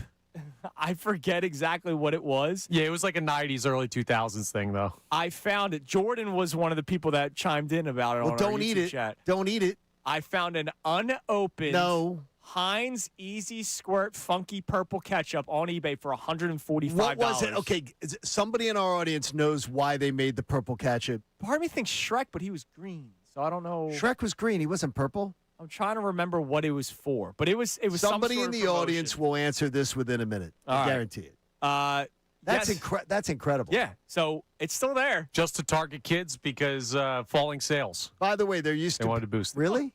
Yep, ketchup. There was a bad error for ketchup. Guess so. Wow. Well, I guess kids didn't want to be as fat, so they just wanted to make them fatter. They used to make the Marathon candy bar. Someone is saying here, you guys have never had a Marathon candy bar. No. They stopped making them. Marathon candy bars they looked like a pretzel, but it was a long, flat, thin caramel and chocolate candy bar. Okay. It wasn't a candy bar. It was but it was like sort of flat. I bet you can find it some weird I old don't think stores anybody's somewhere. making them anymore. And if you wouldn't want to eat it, because it would be old. A Marathon bar. All right. They were long. They were like this. They were like this long. I'm gonna do some. They're research the marathon bar, but I wouldn't eat one because it's old. They were delicious. Found one. eBay, $10 right now. Yeah, but you wouldn't eat it. Buy 3, get 2 free. Yeah, there's no way. Those things have been sitting around. I would eat it. All right. Joining us now, Johnny. Yesterday we have 2 schedule releases. One that will happen and one that won't. The baseball season will not happen. The Phillies are going 91-71 if they do play. I did W's and L's yesterday. You did W's and L's for the podcast segment? Yeah. No, it's for when you're August 3rd. August 3rd, first you can day do it next week. I'm out. There you go. Yeah, next week we'll break it down, Connor. But we also got the Flyers schedule release, and there's a lot of excitement for the team that just made it to the playoffs for the first time in 6 years. 82-1-1. 82-1-1? So they're playing 84 games this year. Yes. Oh. 82-1-1. And joining us now to talk about it, the voice from the Flyers Radio Network games here on 97.5 The Fanatic our man Tim Saunders live from the golf course, I've heard. Who Is didn't that know correct, that? Tim? Say live from the golf course. I can't even hear him. Well, he could be teeing off. I don't know. Oh, yeah, he might be. Let's try this again. Tim, are you there? All right, we'll put Tim on hold. That's sort of a bummer. Well, like you said, he might be teeing off. He could be teeing off. He's probably like, I got to mute these guys. I got to turn down. I'm on speakerphone, and I'm trying to hit a golf shot here. Yeah, I've seen him hit some golf shots. By the way, all right, we got him. I'll tell you a random story after that. Tim, you there? Sorry, I'm an idiot. I think it was on mute. That's okay. Well, I mean, we know that you're on the golf course, and you're probably saying, I got to get this interview with as quick as possible so I can tee off. I respect it. No, I got all the time in the world for you guys. I was just on the range, and I hit them great here, and then I'm horse bleeding when I get out there. So I can hit. I'm really good at the range. I'm a good range player. See, I'm terrible at the range. I'm so excited, though, looking at the schedule coming out, because this is a team that obviously captured everybody's imagination last year. Now they look at a schedule amongst them. What were the highlights that jumped out to you? Well, obviously we're starting earlier because the season begins late September. So they've added 2 regular season games. I'm very excited that we're going to do fewer preseason games. Yes. Those are kind of a pain. And I think we did 7 the last several years, and we're only going to play 4 preseason games now. So I'm thrilled at that. The home opener is September the 30th against the Penguins, and what could be better than that? Opening against Sid and Pittsburgh, the team that they knocked out in the first round this past spring. So that's a pretty good way to start things. Yeah, I wouldn't mind a start against Pittsburgh. That sounds nice. Now, Tim, there's obviously some returning faces. I know there was a lot of talk about Carlson in the offer sheet, and then it didn't happen. But Trevor Zegras re-signs the 4-year contract, a little over $9 million a year.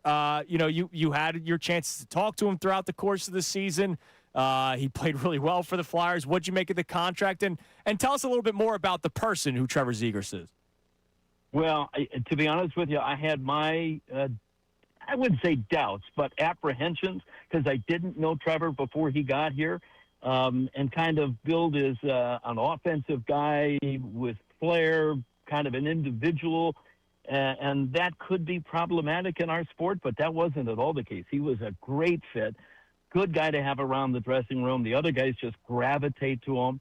And you want guys that want to be here and want to have fun, and he leads the charge in both categories there. So I think the contract's an absolute home run because you haven't locked yourself up for too many years. The cap hit is reasonable the way NHL business is being done now. So I think it was a win-win for all concerned. Tim, I got a discussion with a gentleman yesterday out at Parks Casino about the Flyers, very excited about the season. He was disappointed the fact that they didn't get Carlson. And he was trying to convince me that, well, then since you didn't get Carlson, you've got to go and you got to go like sort of go out and do some major trade or do something big. And I said, that's exactly what I don't want them to do. I don't want them to make some reactionary move. What do you think the Flyers are going to do now that the offseason's upon them to be able to make moves? And what would your idea be about a good strategy now after losing on the big swing on Carlson? Well, first of all, I agree with you. And Danny is not going to do something out of a feeling of obligation. I mean, he swung big. I think the message has been sent around the league that the Flyers are open for business and they're willing to do whatever it takes to win. When Danny and Jonesy kind of took over, one of their first priorities was to put the Flyers on the map as a location that players wanted to play here, a destination that players wanted to come here. And that wasn't the case after missing the playoffs for 5 years in a row. I think that's changed now, not only by the offer sheet by Carlson, but all you have to do is talk to any of the guys on this team, and they all love playing in Philadelphia. And I think word gets around, mouth of word gets around the league that this is a place that, in the future, free agents are going to be more than excited to come here. So that was a huge thing the Flyers had to get over and establish, and I think they have. It was a big swing for Carlson. You just don't find that number one center anywhere else unless you're drafting in the top 3 or 4 in a draft, and I don't see the Flyers doing that anytime in the near future. So you got to be creative to try to go find that player. And I think Danny sent a message league-wide that he's going to be willing to be creative and do what's necessary to find that guy. I agree with you, though, that now turning your attention, maybe offer sheeting somebody else, I'm not sure that there's a player available that makes that worthwhile, not to the extent that Leo Carlsson would have. They might change gears, and let me say, Danny had a press avail yesterday, and he hinted that they've made a couple of other attempts at what would be big swings. He can't talk about those because those players are under contract elsewhere. That would be kind of tampering. But I think they've been very aggressive in considering every possibility. I'll give you an example. A few weeks ago, Zach Werenski in Columbus had made noise that he might want out of there. And there's nothing official, but I guarantee you the Flyers were one of many teams on the phone immediately with Columbus to see what it would take to pry Zach Werenski away from the Blue Jackets. That's, I think, the next target. I think they don't come up with a number one center. Okay, they tried. Now there are some other things that they do need to address, and nothing more urgent than the power play. If they can get a power play type quarterback, and you're going to have to do that in trade, I think that might be the next objective. All right, Tim, last thing. I'm glad that you brought it up. Less preseason games. You said those could be a bit of a pain. As a play-by-play man, I've always wanted to ask the play-by-play person this question, and because you've been around for a while, I don't think you're going to get fired for speaking truthfully. How much fun is it calling? Not for that. How much fun is it calling preseason hockey games? Well, it's always fun to call the game. It's not the reason I don't love preseason games is the prep work involved, because very often teams in training camp have 50, 60, 70 guys in camp, and a lot of times you won't find out which of the 70 guys on another team's training camp roster is actually playing that night, and that makes prep 1,000 times harder. So that's really why I'm anxious to play fewer preseason games. Well, we're happy. We're happy for you. As far as the schedule coming up, don't forget tickets are on sale. The individual game tickets are on sale, I think, Tuesday. That's amazing. The 21st. It's great that they're doing this early. Let everybody get in because there's great games, and the Black Friday game's back too. The Black Friday game is back. Circle October 24th because that's when Anaheim is coming here. We were there last year, Tim. We all went down for it and loved it. That was awesome. You got the Cup winners coming in early October the 3rd, and then they're doing something kind of unique this year. They've got an afternoon game on a Monday for kind of to grow the game internationally. It's a 1:00 game on February the 26th against Montreal. That's a great opportunity for school kids or maybe groups that have young kids to come to a game on a weekday afternoon. I think that's going to be just a regular Monday. Morning show radio hosts. That's an awesome these thing. Are all good. That's an awesome thing. Yeah. Hey, I've got a couple of suggestions on your things you'd like to bring back from your childhood. Yeah. So I'll try to find it for you. What do you got? Well, so they don't have to be food related, do they? No, it could be anything. No. Connor was looking for a baseball bat that's been banned for years, and we found it on eBay for $350. How about the old rod hockey games? Oh yes. The metal. You mean the old rod hockey, the tabletop one that was put on? Yeah. That was excellent. Yes. I looked for one for my kid for Christmas. My kid is 39 years old. Exactly. I got him one a couple of years ago, but they're hard to find, the old metal ones, and that brings back. So not the plastic ones, because there's ones at Walmart for like $50. All right, that's exactly. All right, let's see. And I got a new one. This doesn't really apply to childhood, but I've discovered something new that golf buddies have turned me on to, and they're phenomenal. Have you guys had Uncrustables? Oh yeah. Oh, these kids, they've all had it. I don't like them. That was a steady diet for like 10 years. Doesn't for me, Connor man. put them in the ice?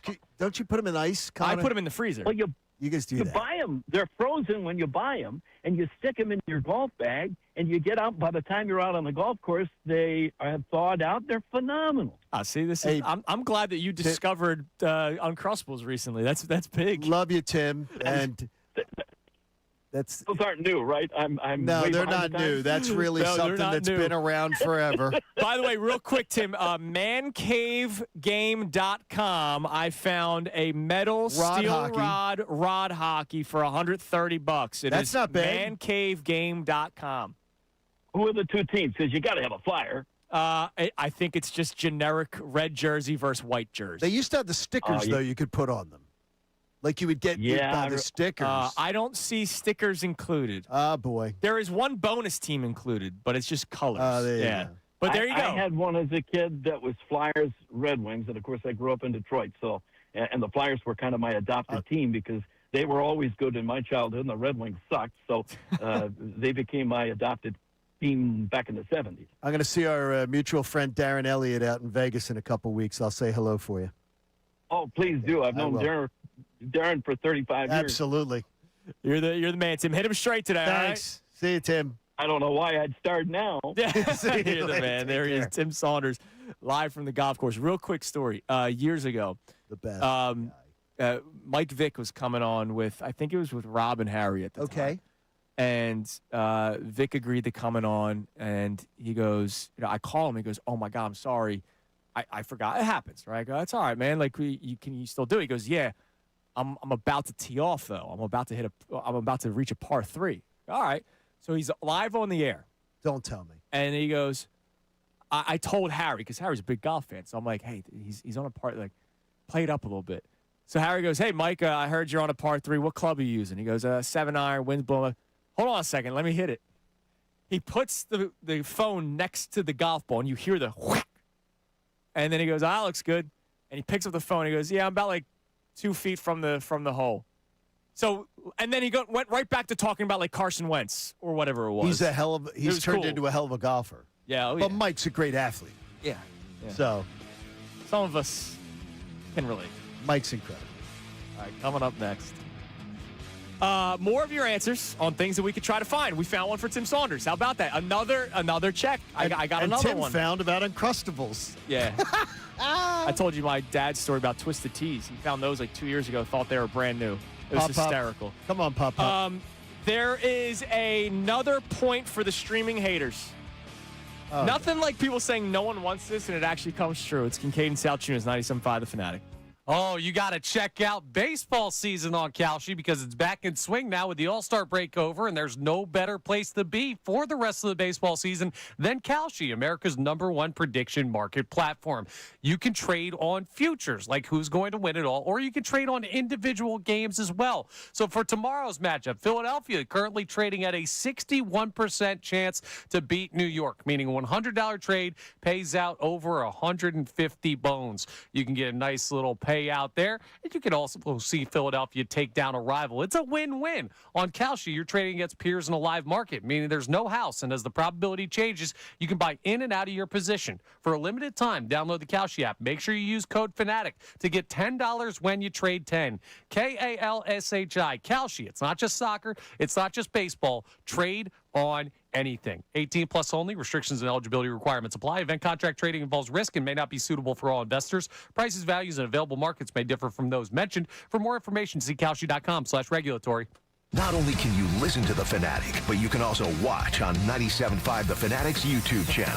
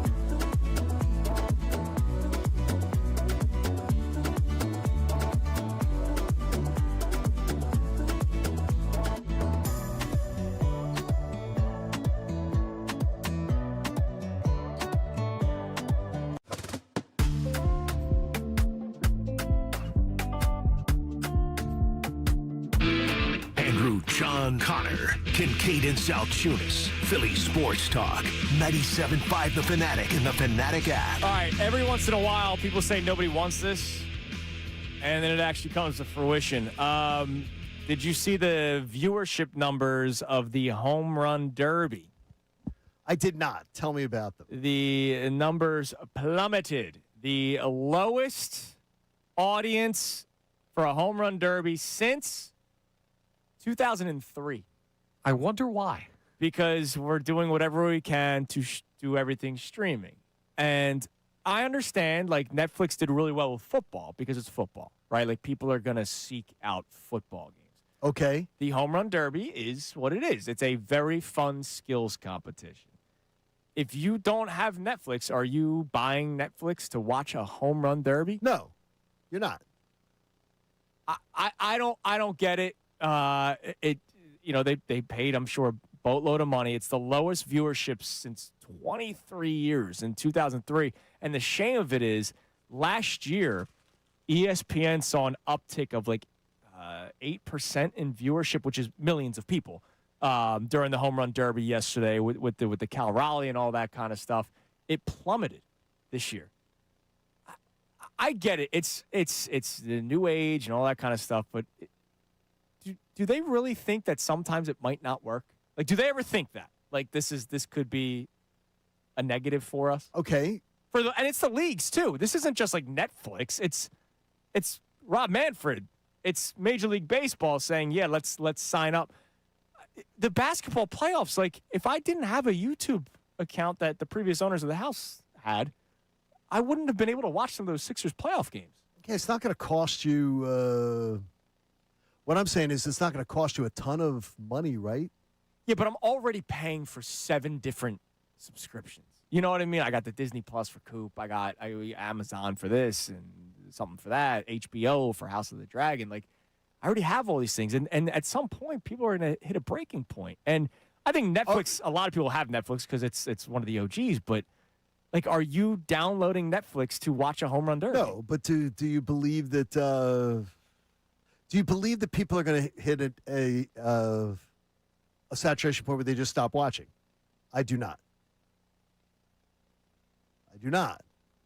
No, but you got to download it to watch the Home but I Run don't Derby. believe I just don't believe though they're going to come to the point where people say they're not going to do things. It's sort of like I told you where everybody says after a strike, after this, I'm not watching again. I'm not coming back. I'm not going to remember during the whole Colin Kaepernick thing. I'm never watching the end. I got you. That Colin Kaepernick, he knelt. I'm never watching the NFL again. I'm never going to watch them again. Right. They set ratings records every year. They set attendance records. Yeah, because you had the games on 3, 6, and 10. This is different. Listen to you saying 3, 6, and 10. Hell yeah, man. You sound like you're from my generation.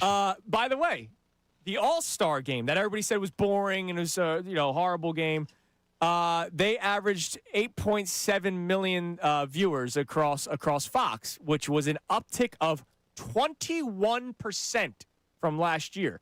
It peaked at 10.19 million around 8:45. So they saw record highs for a long time, whereas Netflix saw a drop in viewership. I think it's just too much at this point. It's just okay. It's me whining. Look, it's me whining. I will tell you, as far as streaming, it's the anomaly because the streaming numbers are great for sports. Yeah, the streaming numbers. Yeah, the streaming numbers are great. So I'm going to tell you, this is the anomaly. Okay. And it's also summertime, vacations. It's like, and it's not a game. I think the numbers are different because it's not a game. But that could be true, I get it. I get it. I mean, I understand.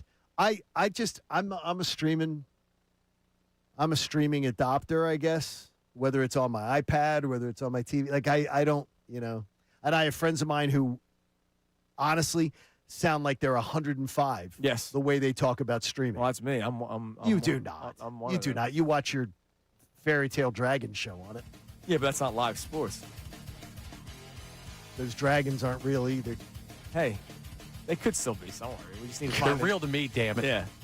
to find a new Targaryen. Hey, you said somebody's potentially coming back from the dead, and I told you today it happens in Port Charles, so I'm not going to throw rocks. I almost gave a spoiler. I forgot people were listening. All right, coming up My bad, next, folks. Ant Sanfilippo to talk about those fighting Phils that did everything but fight yesterday. Rough day for the Phillies to start the unofficial second half of the season. It's bullpen or bust at this point for the trade deadline, right?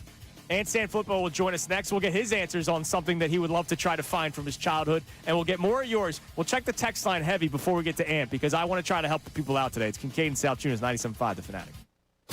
Now on 97.5 The Fanatic Sports Update. Keller done for the year. I'm Connor Thomas, and the Phillies announced yesterday that reliever Brad Keller has a torn UCL. He will be done for the rest of the season. Another big blow to a bullpen that already felt thin. Keller talked about the injury yesterday. I don't really recall like a pitch or anything like that, so it's kind of really strange, and just woke up the next morning, it was stiff, and went and got an MRI first on Monday, the All-Star break, and showed this, so it's pretty surprising news for sure.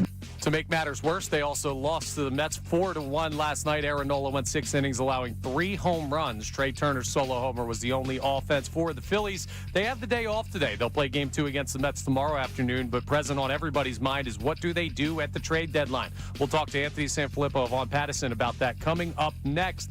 LeBron James' Fanatic Fest appearance up in New York came and went yesterday. No decision on his next team. It does sound like we're getting closer to an announcement, but the latest report from Shams Charania is saying, hey, I wouldn't hold my breath on this week, so just wait a little bit there, Philadelphia. The Flyers' full schedule for 2026-27 was released yesterday. We had Tim Saunders on earlier to talk about that. You can watch that whole interview back on our YouTube page. And the Sixers face the Bucks tomorrow as their summer league work continues. I'm Connor Thomas on the home of the Sixers, Flyers, and Union, 97.5 The Fanatic and the Fanatic app.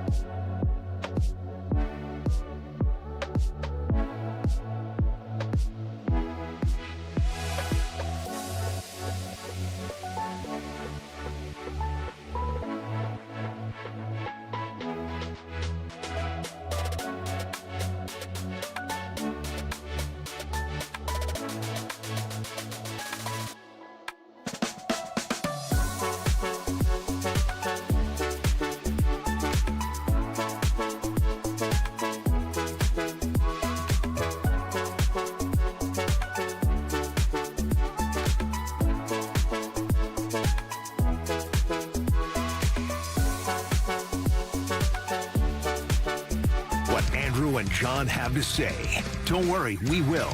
But first, let's hear what they got into earlier today on Kincade and Salciunas. Phillies lose yesterday 4-1. Man. And it's just, I wanted the bats, the lineup to show life immediately. And my God, did I get the complete and total opposite of that. Trey Turner yesterday, I know he hit the home run lead. All right, good for him. That error that he made, where it was just an infield, outfield type of ground ball hit to him. It was one of those simple ground balls that he just completely botched. And it got me thinking, can you think of a more disappointing contract than Trey Turner? It's not like you overpaid for a guy that hadn't produced. It's not like you overpaid for a guy that hadn't had big moments. He did a lot of great things to get the contract, and yet it's been this. Jake Arrieta. That's a good answer. Really annoyed me. Like, that was one of those contracts that when he came in, I thought, you're paying for a guy. You're going out 3 there. or $90 million, something like that. Yeah, you're going out there and you're getting Jake Arrieta, and I thought he's going to be a huge difference maker. Like, I thought he was going to be a huge difference maker. Brad Keller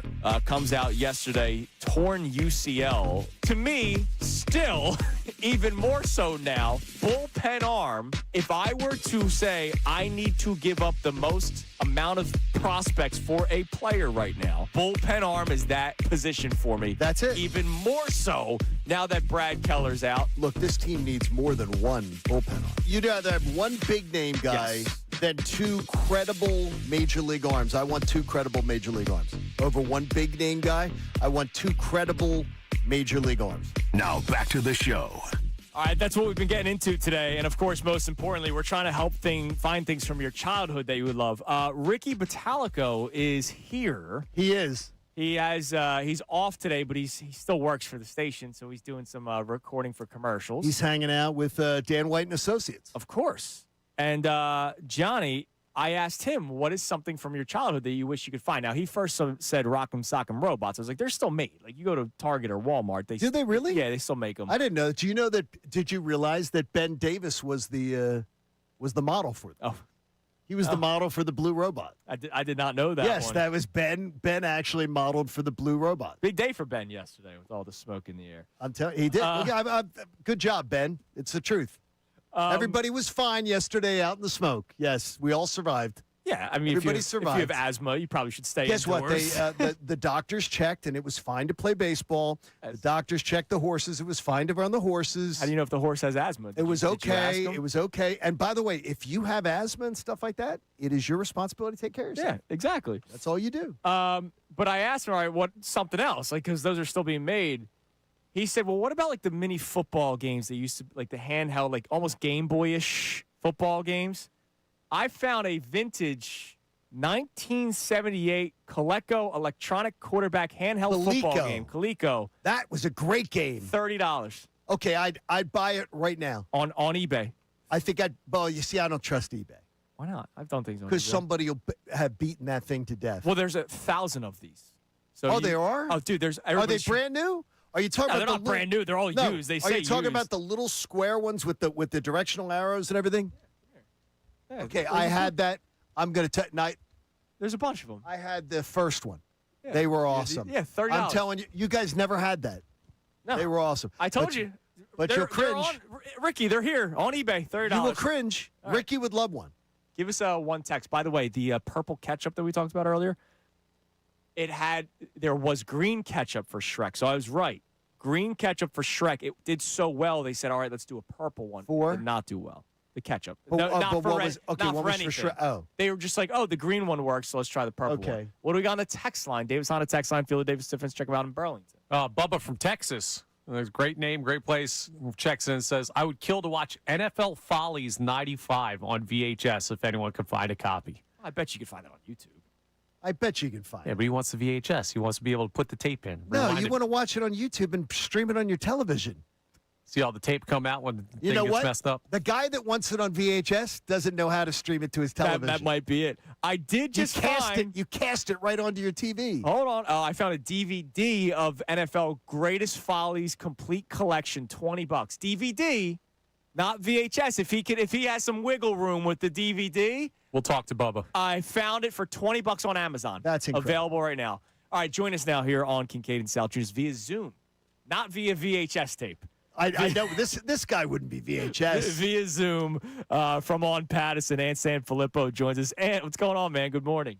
What's up, boys? Good to see you. All right, Good to and see you, sorta. We could talk sports and we can talk about the trade deadline. We will, but I want to start here. So yesterday, I'm going up to Avon, Connecticut today, which is 30 minutes north of Bristol, and It's where the Avon lady lives. We're staying in Avon, and so I'm zooming in on the map, looking for things to do, looking for things to eat, and I found a Carvel ice cream shop, which there used to be one in my hometown. It closed years ago. There's only 300 locations left. So I already know that tonight, after my 5-hour drive, I will be going to a Carvel ice cream shop, and I can't wait. I called my mom at like 9 o'clock last night to tell her.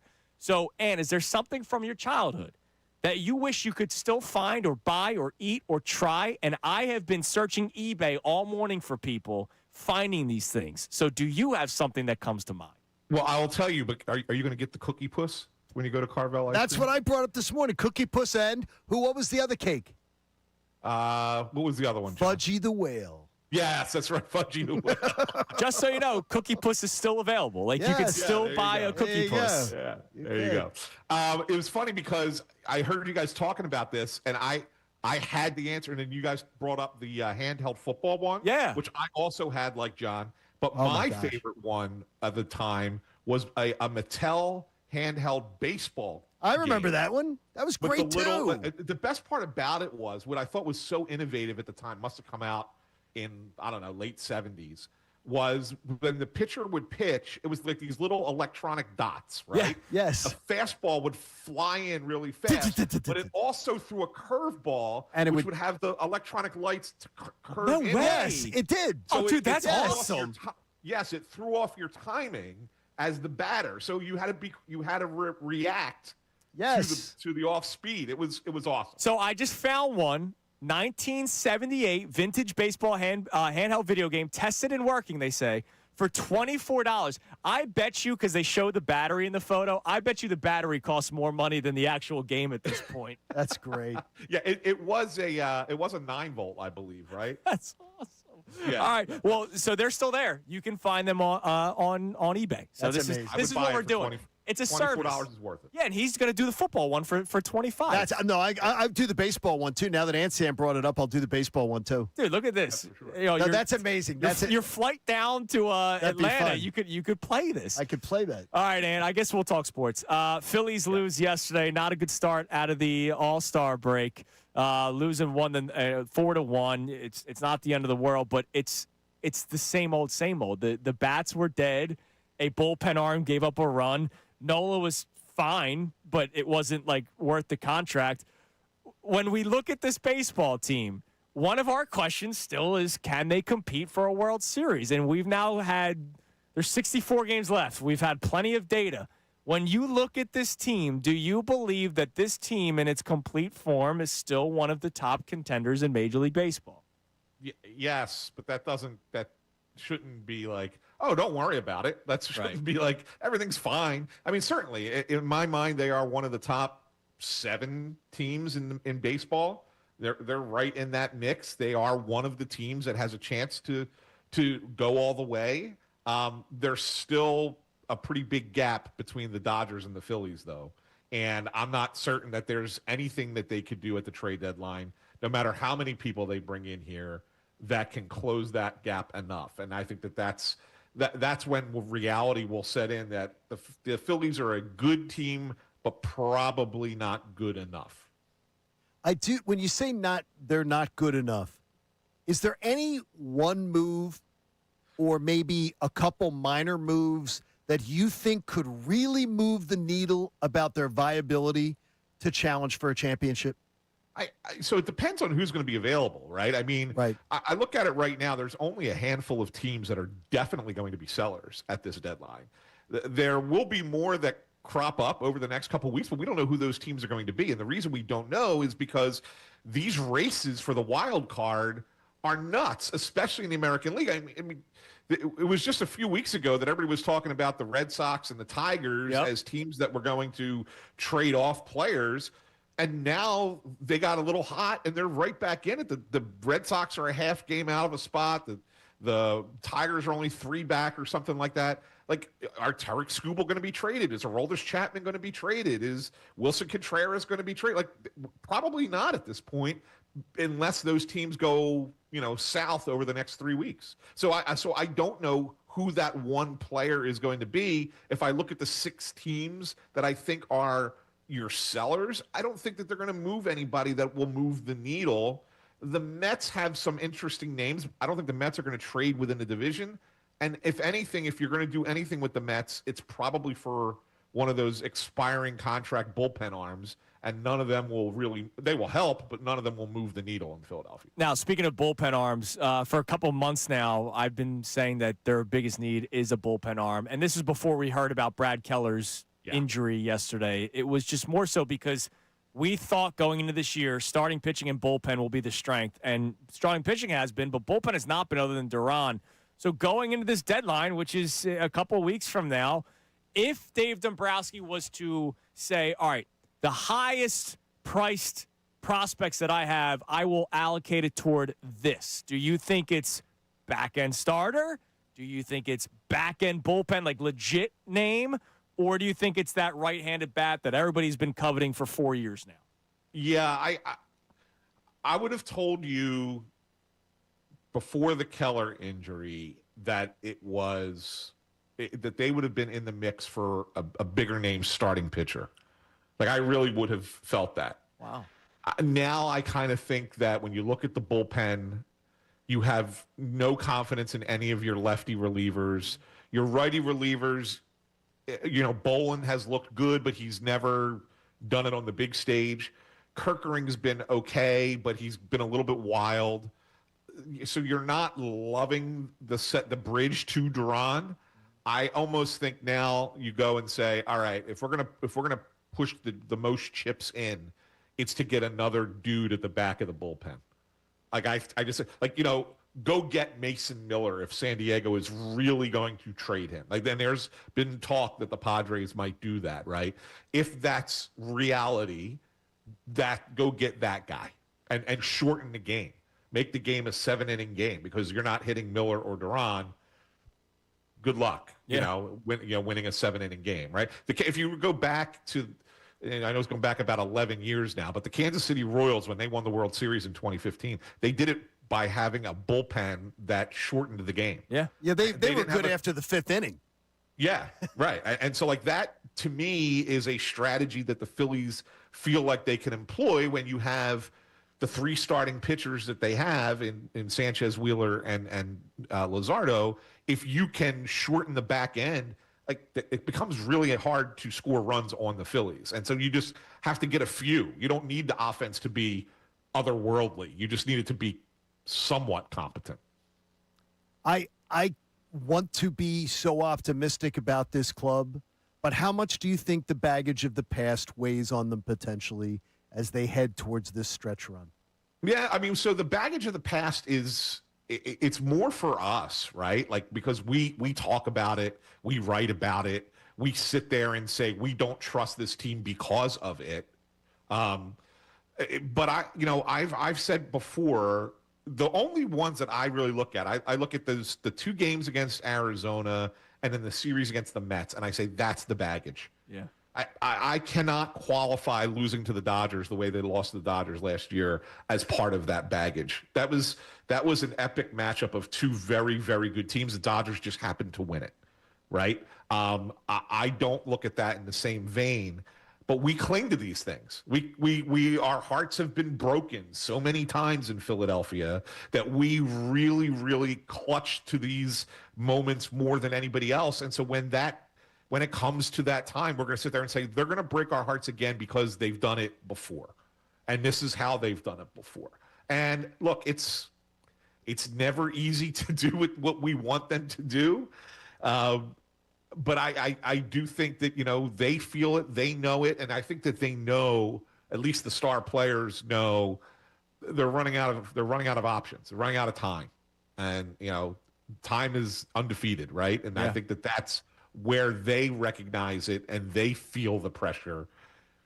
Can they get through it? They're a very top-heavy team. I don't know. We will find out. Now, last thing, unfortunately, one of those top-heavy players is Trey Turner. And we got into a conversation earlier today about some of the most disappointing contracts that people were excited about, and it just never really it never played out the way that we thought. Like Connor gave Nnamdi Asomugha. Everybody was excited about Nnamdi. It did not work here. Is Trey Turner one of the most confusing players that you've ever covered? Because he was deserving of the contract. He was deserving of the payday. He was deserving of the years. He was a World Series champion. He batted over 320 one year. He's been considered MVP, All-Stars, all this stuff. And he's actually had 2 good seasons here.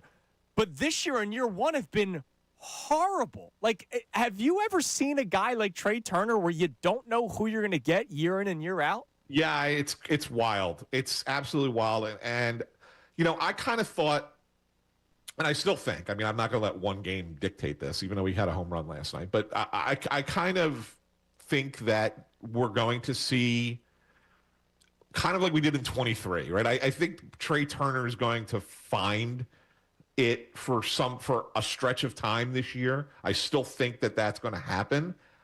I just don't know when. And will it peter out? Like, right. When he finds it, like he found it in 23, and he was the hottest player on the planet that, August, September. Yeah.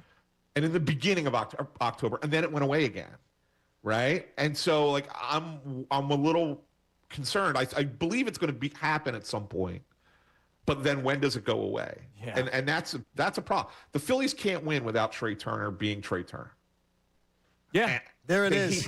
That's not an acquisition. That's the good news. It's not an acquisition. You don't have to give anything up for it. Right. He just needs to get his head out of his collective behind. You just got to hope. And the sad thing is, and we said this earlier, like if Bryce Harper's struggling and then hits a home run, I have a confident feeling of, all right, that's the moment he's going to break through. If Schwarber goes 0 for 19, which he literally did this year, and then hits a home run, I think that's the moment it's going to help him. A 3-point shooter in basketball could go 0 for 10. They hit one. They're going to start, hitting a bunch. Trey Turner hit a home run yesterday meant nothing to me. Like, I don't think Trey Turner's home run yesterday all of a sudden's going to get him heated up and he's going to have a great second half. I just don't see it.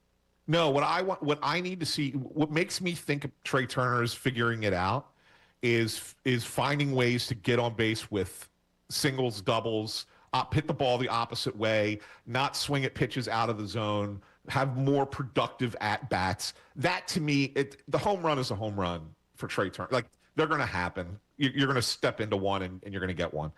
I need to see more consistency. Like we saw last year when he won the batting title. I know it was kind of a weak batting title because it was only, 301 or 302, whatever he hit last year.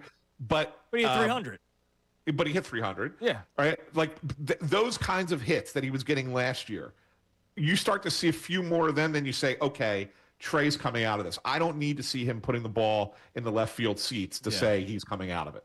Yeah, fair enough. And thanks, man. We appreciate it. Thanks, buddy. Enjoy buying the Mattel baseball game. And I guess I'm absolutely going to do this. And you guys could, can you connect via Xbox Live? And no, these are handheld devices. Yeah. Sadly, there's no Wi-Fi connection. Oh, damn. All right. We could have sat next to each other in like the student union and played them. Yes, you could do that. There you go. You're the man. We appreciate it. See you later. Anytime, my guy. There he is, Ant Sanfilippo, joining us here on Kincade Salciunas. All right, Connor, hit us with one on the Davis Honda text line. You can feel the Davis difference. Check them out in Burlington. We've gotten a lot of great answers so far, and we're helping people find these things. What do we got? Yeah, so a lot of people are stuck on the purple ketchup for a little bit. But this texter... It's out there, $145 on eBay. Yeah, but you can't eat it. Why not? This texter wants something that kind of existed, but wants a new version of it. Quinn checks in. I think we'll all agree with this one.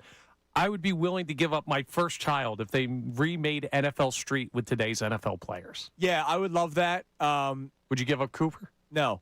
You don't have to say. You can say it. No, I no one's wouldn't. listening. They went to arcade in the later games. Like NFL Street 1, John, I'm kind of talking like Chinese to you right now.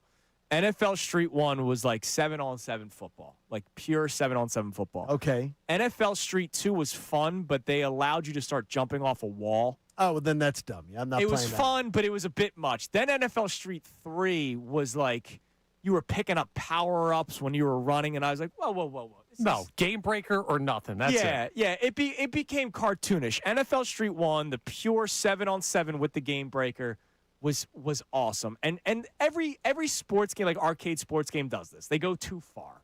with trying to make it. We got to that's freshen too it up a much. little Yeah, bit. Like, too no, just give me an active roster. That's why backyard baseball is selling out like crazy right now, because it's just the original game. Just it looks new. It looks modernized. Yeah, I'm buying that the second it comes out. You ever use Game Breaker on offense?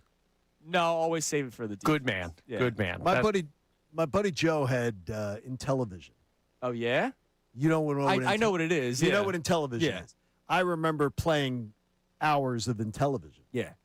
The Intellivision, though, you guys would be absolutely bored with it. But Intellivision baseball is what I remember playing. Yeah. The Intellivision baseball game. I had a baseball game that my dad got me, dude, and I don't know where it is. I probably broke or something. There was a home plate, like a real home plate, that was connected to the TV, like the wires, and you had a bat.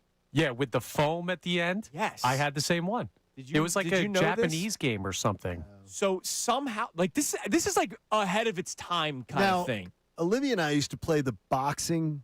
The where we'd Wii. hold- No, this Wii. is Okay. pre-Wii Sports. Wii dude. Sport. Okay. So you literally somehow the TV, the plate knew when the ball was coming. Oh wow. And it knew your trajectory, your swing. You could pop up. You could hit a grounder. Okay, that's awesome. I don't know how they did it. This is like early 2000s. I don't know how they did it. I used to play that thing for hours because like I felt like I was actually playing baseball. It was like virtual baseball without the goggles. It was the coolest thing. Yeah, that's awesome. That sounds like a fun thing. Dude, I could for hours. I think I had blisters on my hands, like from playing for so much. Some kids in the Thomas household got hit with that bat as well. And then it was over. Yeah. All right, coming up next, we'll get some more answers on this. But also, it's easy for us to give an opinion about a situation that we aren't in. If it were happening here, what would we do? One team in baseball, you guys can pretty much guess who it is, has a major decision to make that impacts a lot, the here and the now and then the future. What would we do? We'll discuss this next. Kincade Salciunas, 97.5, The Fanatic. Now on 97.5 The Fanatic Sports Update. A bad start to the second half. I'm Connor Thomas, and the Phillies had a bad start to the second half of their schedule post All-Star break yesterday. They lost to the Mets 4-1 last night at the bank. Aaron Nola went 6 innings. He allowed 3 homers in the start. Trey Turner, he did hit a homer, but it was the only run the Phillies would score in the game. And to make matters worse, well, the bullpen had a big loss injury-wise. Brad Keller, it was announced yesterday, would miss the rest of the season with a torn UCL. He talked about it with media. Yeah, it was really, really weird. Just felt good through my rehab process with my forearm. Felt good in that outing in Cincinnati. Next day, woke up and it was just like really sore. It just didn't really progress from there. At least they have a reset day today. They're off. They will play Game 2 against the Mets tomorrow afternoon, but they'll also have an eye on the trade deadline, even more so than they did before this injury, on who they could add to this roster. LeBron James has got an eye on the NBA. Where will he play next? Well, he was making an appearance yesterday at Fanatics Fest up in New York, but that came and went without a decision on his next team. It does sound like we're getting closer to an announcement, but some insiders are saying don't think about it this week. Hopefully soon, because we're all waiting with bated breath on the LeBron decision. The Flyers' full schedule for 2026-27 was released yesterday, and the Sixers face the Bucks tomorrow in their next Summer League game as the winter sports teams prepare to head towards their season. I'm Connor Thomas on the home of the Sixers, Flyers, and Union, 97.5 The Fanatic and The Fanatic app.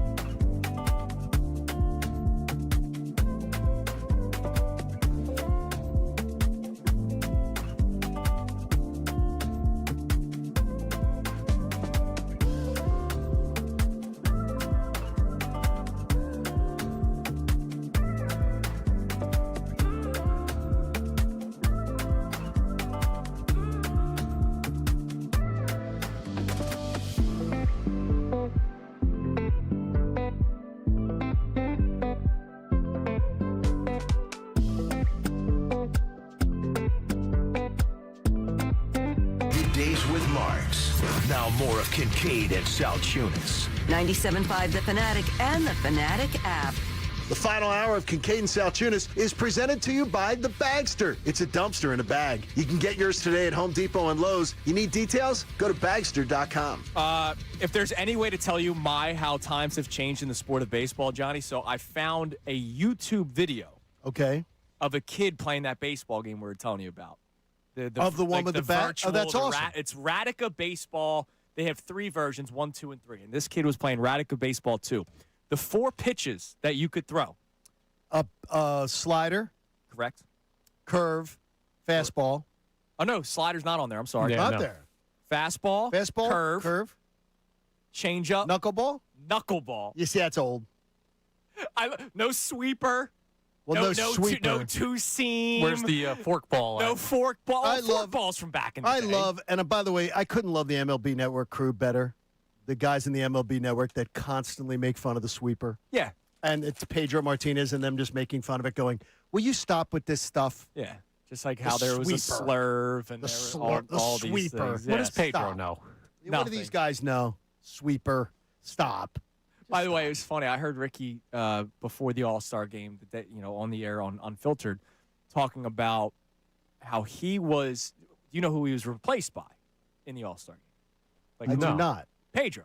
Oh, that's sick. Really? And I was like, oh my God, that guy. How amazing! But how amazing is 96. that? 96. That's what I'm saying. Ricky's working in the industry when Pedro was with the Phillies in 2009, dude.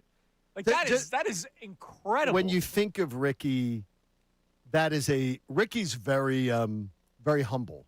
Yes, yeah, I know. He's very humble for what Ricky ham and egg did at times, battled through injury at times, everything. But boy, did he built himself a nice career. Oh, he absolutely. And I'm not talking about the one in radio.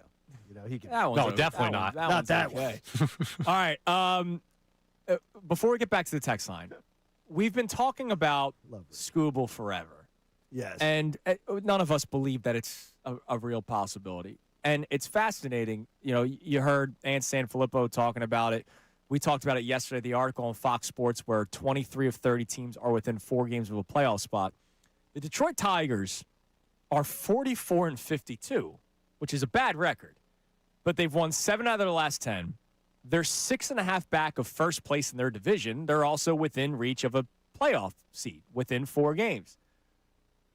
What would we do if we were the Detroit Tigers, but let's say it's the Philadelphia Phillies, and your best player, by far best player, you know you're probably going to lose him to free agency. I am absolutely getting rid of him.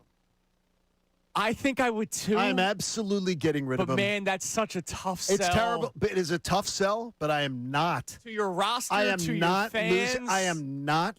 My team is under 500. Yeah. I am not doing we're good enough to win a World Series. No, we're not. No, we're not. Yeah. It's the correct decision. But man, that doesn't mean it's an easy decision to make. Like, you would have to. Well, I didn't say it's an easy decision. Right, if you trade Scooble, let's say August 3rd, it comes out that he's traded to a team, whatever. You just told the Tigers our season's over. Right? Like, even though he's won a week, he's that good that you're basically sending the message to we're not going to win anything. And you're sending that to the fan base. You're sending that to your players. You're telling everybody we're done. That's not the worst message, though. That's like your partner saying I cheated, and then the message of trading Scooble is I'm moving out. Like, the problem is not paying the guy. Yeah, and they're not going to. Yes. Yeah, which is the root of this issue. Yeah. And so if that's the case, then you have to trade him, right? Exactly. Like the Angels, Ohtani was never going back to the Angels. Never. He was not. And look at them. They knew that he wasn't. Look at them now. They're 38-59. Right. It's terrible. And they should have gotten something for him. Good for the worst record in baseball, tied with the Kansas City Royals. Right? Like 38-59. And they could have traded Ohtani and gotten the top 10 prospects for any team. Like, they could have gotten everybody in the world. And they didn't do it. And if you're the Detroit Tigers, and I get it as a fan, they'll probably be upset, but if you're the ownership group or if you're the general manager of the Tigers, you go, yeah, I hear you, but there was another guy that could have been traded and they didn't, and now they have the worst record in baseball. And they have nothing to look forward to. Like, if you trade Ohtani, you have a bunch of prospects. They got nothing. Yeah, this may also be the best time in the history of the sport to trade a superstar player because of the looming lockout and how the pay structure is going to change. Resetting your minor league system and having a bunch of young, talented players that are going to be cheap that you can call up in 27 if you play baseball or 28. Like, you have to do it. Yeah, you do. It just sucks. Like, imagine. And by the way, they're playing better baseball now. Yeah, and if I was building an organization right now, I'd want to build it around Dante Nori and Arun Escobar. That's what I'd do if I was the Tigers. So get on the phone right now. Yeah, come on over. By the way, Mason Miller, I read an article from Bleacher Report. It's opinionated, like top 8 most intriguing teams for Mason Miller to go to. Phillies were number 2. That's okay. Again, Gage Wood and Renteria were the 2 players they would trade. Okay, again, now here's the deal, and just what I'm going to say to you with the Mason Miller thing is Mason Miller is a closer.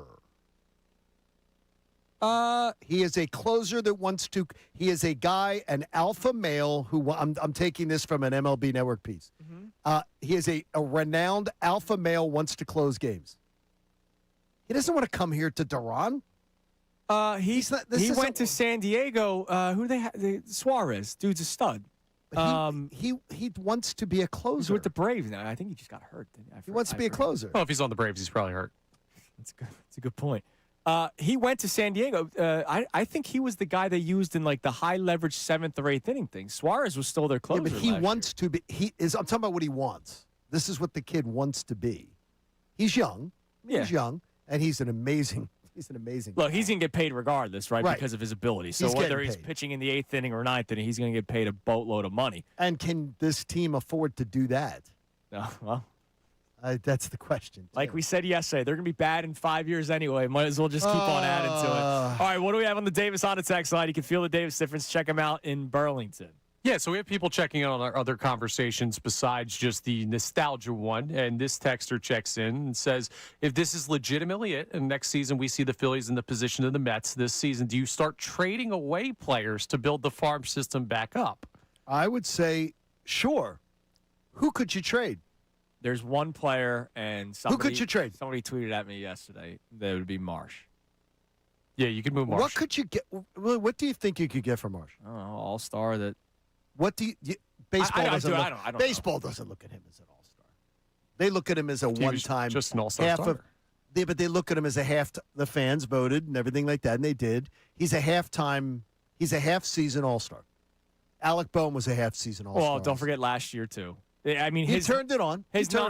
You can look at the numbers legitimately since last May, and he's played a tremendous season. Look, I'm not looking to do it, but somebody said if there's anybody that could be moved in terms of an affordable player and that has value, it's Brandon Marsh. But I don't know why the Phillies would do that. They're not going to. This is the same Ranger Suarez conversation we had last year. You're a contender. You're not moving guys that can help you. Yeah. I mean, the Ranger Suarez one I thought actually had more merit. This one has. I don't think this one has much merit at all. Because what are you going to get? I don't know who would they want? You could probably get somebody in the 8 to 10 prospect range of an organization. Yeah. Okay, yeah. I mean, if you something like that, which for the Phillies prospect ranks would probably be number 1. And that not one, but you'd be up there. Okay, you make good points, Connor. Our number 1 guy right now is not healthy.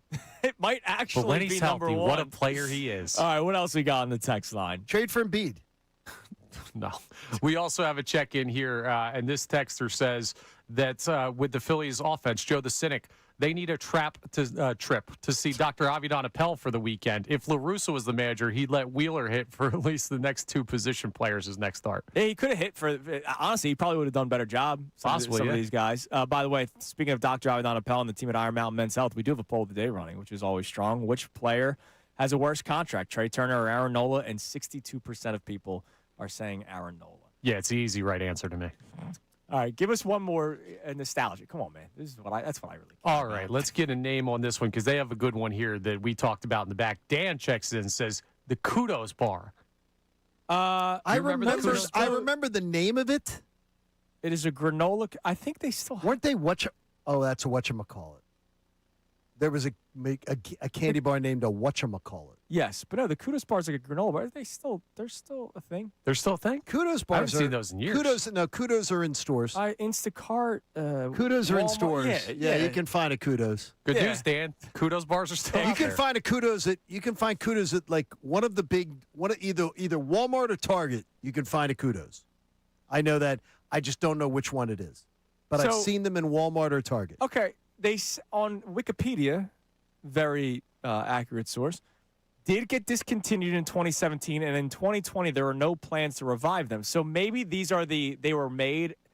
They probably have a long shelf life. Those will last forever. Oh God, that's terrible. So that's terrible. So whatever's in stores. Oh, that's terrible. Whatever's in stores may have been made a long time ago, but they are still like you can still buy one. They're in Chester County big box stores. I don't know which one, but I'm not touching one. Yeah, I am not touching one. If you told me that they've been discontinued that long, the whatchamacallit was a horrible candy bar, by the way. Horrible. Not good. Oh, terrible. Whoever came up with it must have been like, well, let's just start thinking of every single. It was like rice and peanut butter and. That sounds pretty good to me. Yeah, I like all that stuff. It was terrible. Bunch of Crunch is my favorite candy. No, it was terrible. Bunch of Crunch is that's my incredible. favorite. I love Elite it. movie snack. All right, coming up next, a random quote that has been in my head for how long ago was middle school? 20 years? Sure. That I told you about God, you're last young. week, Connor. You're young. And it came up again this morning in my head because our own Austin Jones had a rough start to the day. We're going to do a little rank 'em coming up next. Kincade and Salciunas, 97.5, The Fanatic. Got something to say about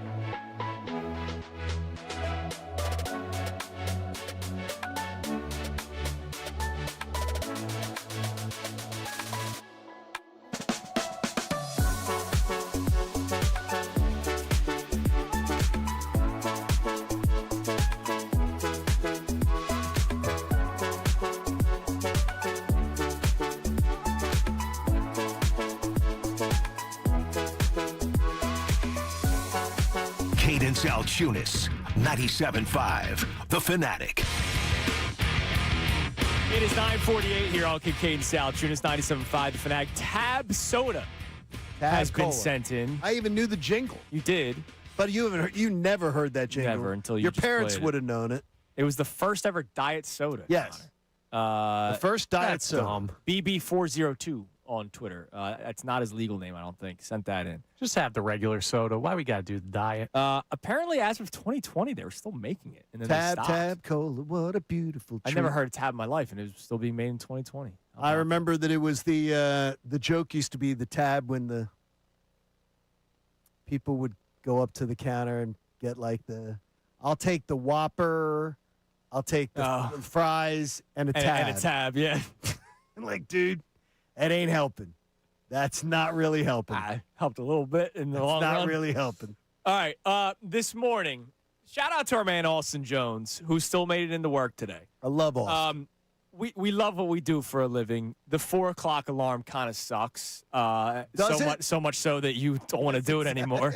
I love you guys. I just don't the love 4 o'clock alarm sucks. And there are things about getting ready for morning show radio that I think maybe many people don't think about. Hell, I don't think about it sometimes until it happens. Austin woke up with the flat tire. Which sucks. During the winter. Oh my God, I got to start my car while I get everything else put together. Right. Because I need it defrosted That's so I not can fun. freaking see out the window. And if you don't think about it until you get in the car, you're screwed because now you're waiting another 5 minutes before it gets defrosted. So I had a principal, my Clearview Regional Middle School principal, 20 plus years, Mr. Kelk. He's still in the area. I think he works at Rowan right now per his LinkedIn page. I like Mr. Kelk's Mr. Kelk. message to you kids. Shout out to you, Mr. Kelk.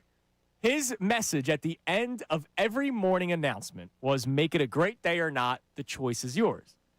I've been out of middle school for a long time, and I still remember him saying that at the end of every morning announcement. And part of me would go, yeah, but what if I woke up with a flat tire? And you know what I would say? That's not my fault. And what I say to you? It's up to you to then turn it the right way. Yeah, exactly. That's you very. can have a pity party for yourself, or you could go, boy, I wonder how my day could be worse than this. Yeah, I got you. My day could be a lot worse than this. I will say last year when my tire exploded and I was outside in the heat for 3.5 hours because roadside assistance was 20 minutes away for 3.5 hours. Yeah. That kind of sucked. It does, but the thing is... And I was angry and upset. You decide how to handle things in life.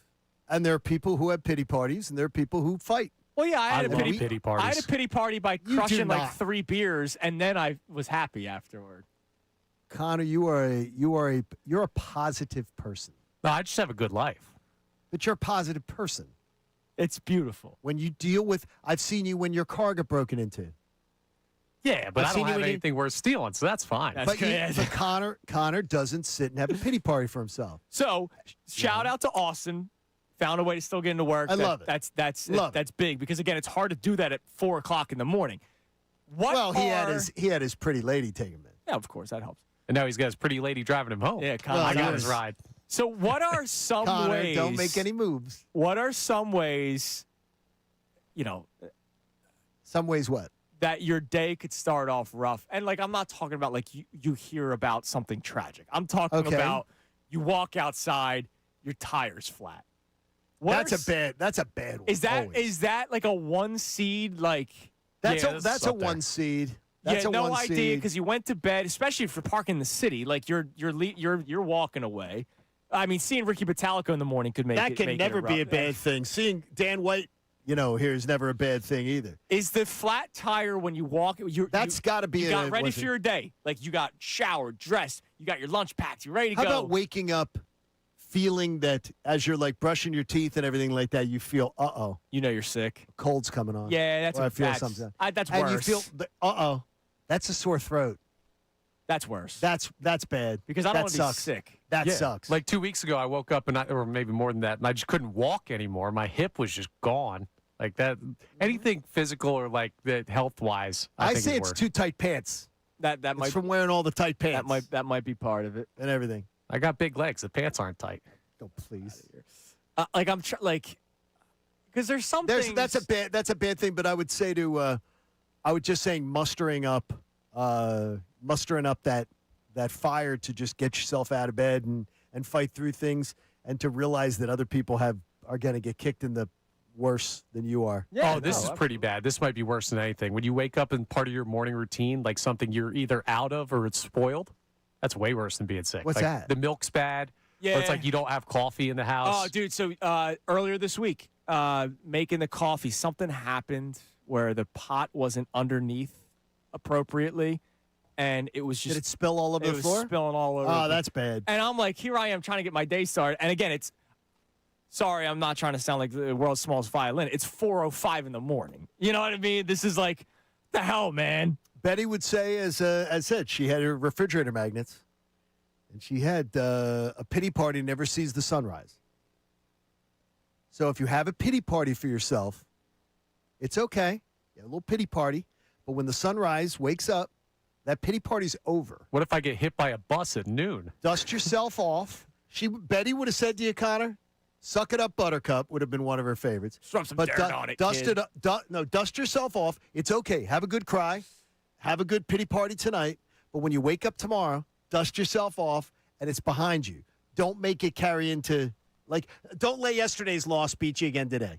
I'm a big loophole guy. I'll just stay inside. I won't see the sunlight. But you're not. man. You're a Pour some positive whiskey. You're a positive person. Andrew Ellis saying spilling the coffee in your car on the way to work. And look, that's I'm dangerous. Still the dumbest thing you do. I go straight mug in the car. But I get it. Like, imagine you're trying to drink your coffee and you spill it all. That sold my car yesterday, and the gentleman goes, 29,000 miles. He goes, what did you do in this car? I said, nothing. He goes, this car's in great shape.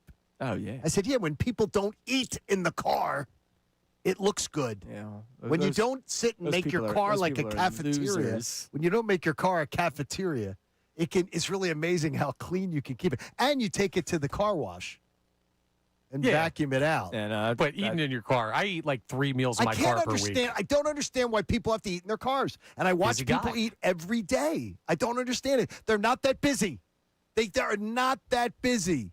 People are not that busy. All right, one more nostalgia if you could find it. It's a shame because all of these are just the empty bottle.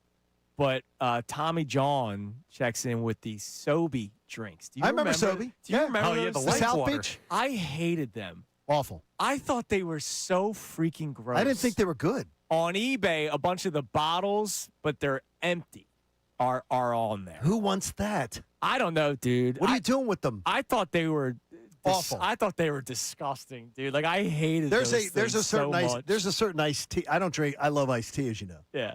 I'll take if I was ever going to drink an iced tea out of a bottle, the one I would pick would always be Snapple. Always. Yeah. Anything else? No. There you go. Oh, I just found cans on eBay. There you go. I'll see you in a week. Yep. Enjoy Florida. I'll see you in a week, and then that'll be our final week. Oh, how about that? All right, everybody have a great rest of your day. Middays with Marks comes right next. We'll talk to you next week here on The Fanatic. Now on 97.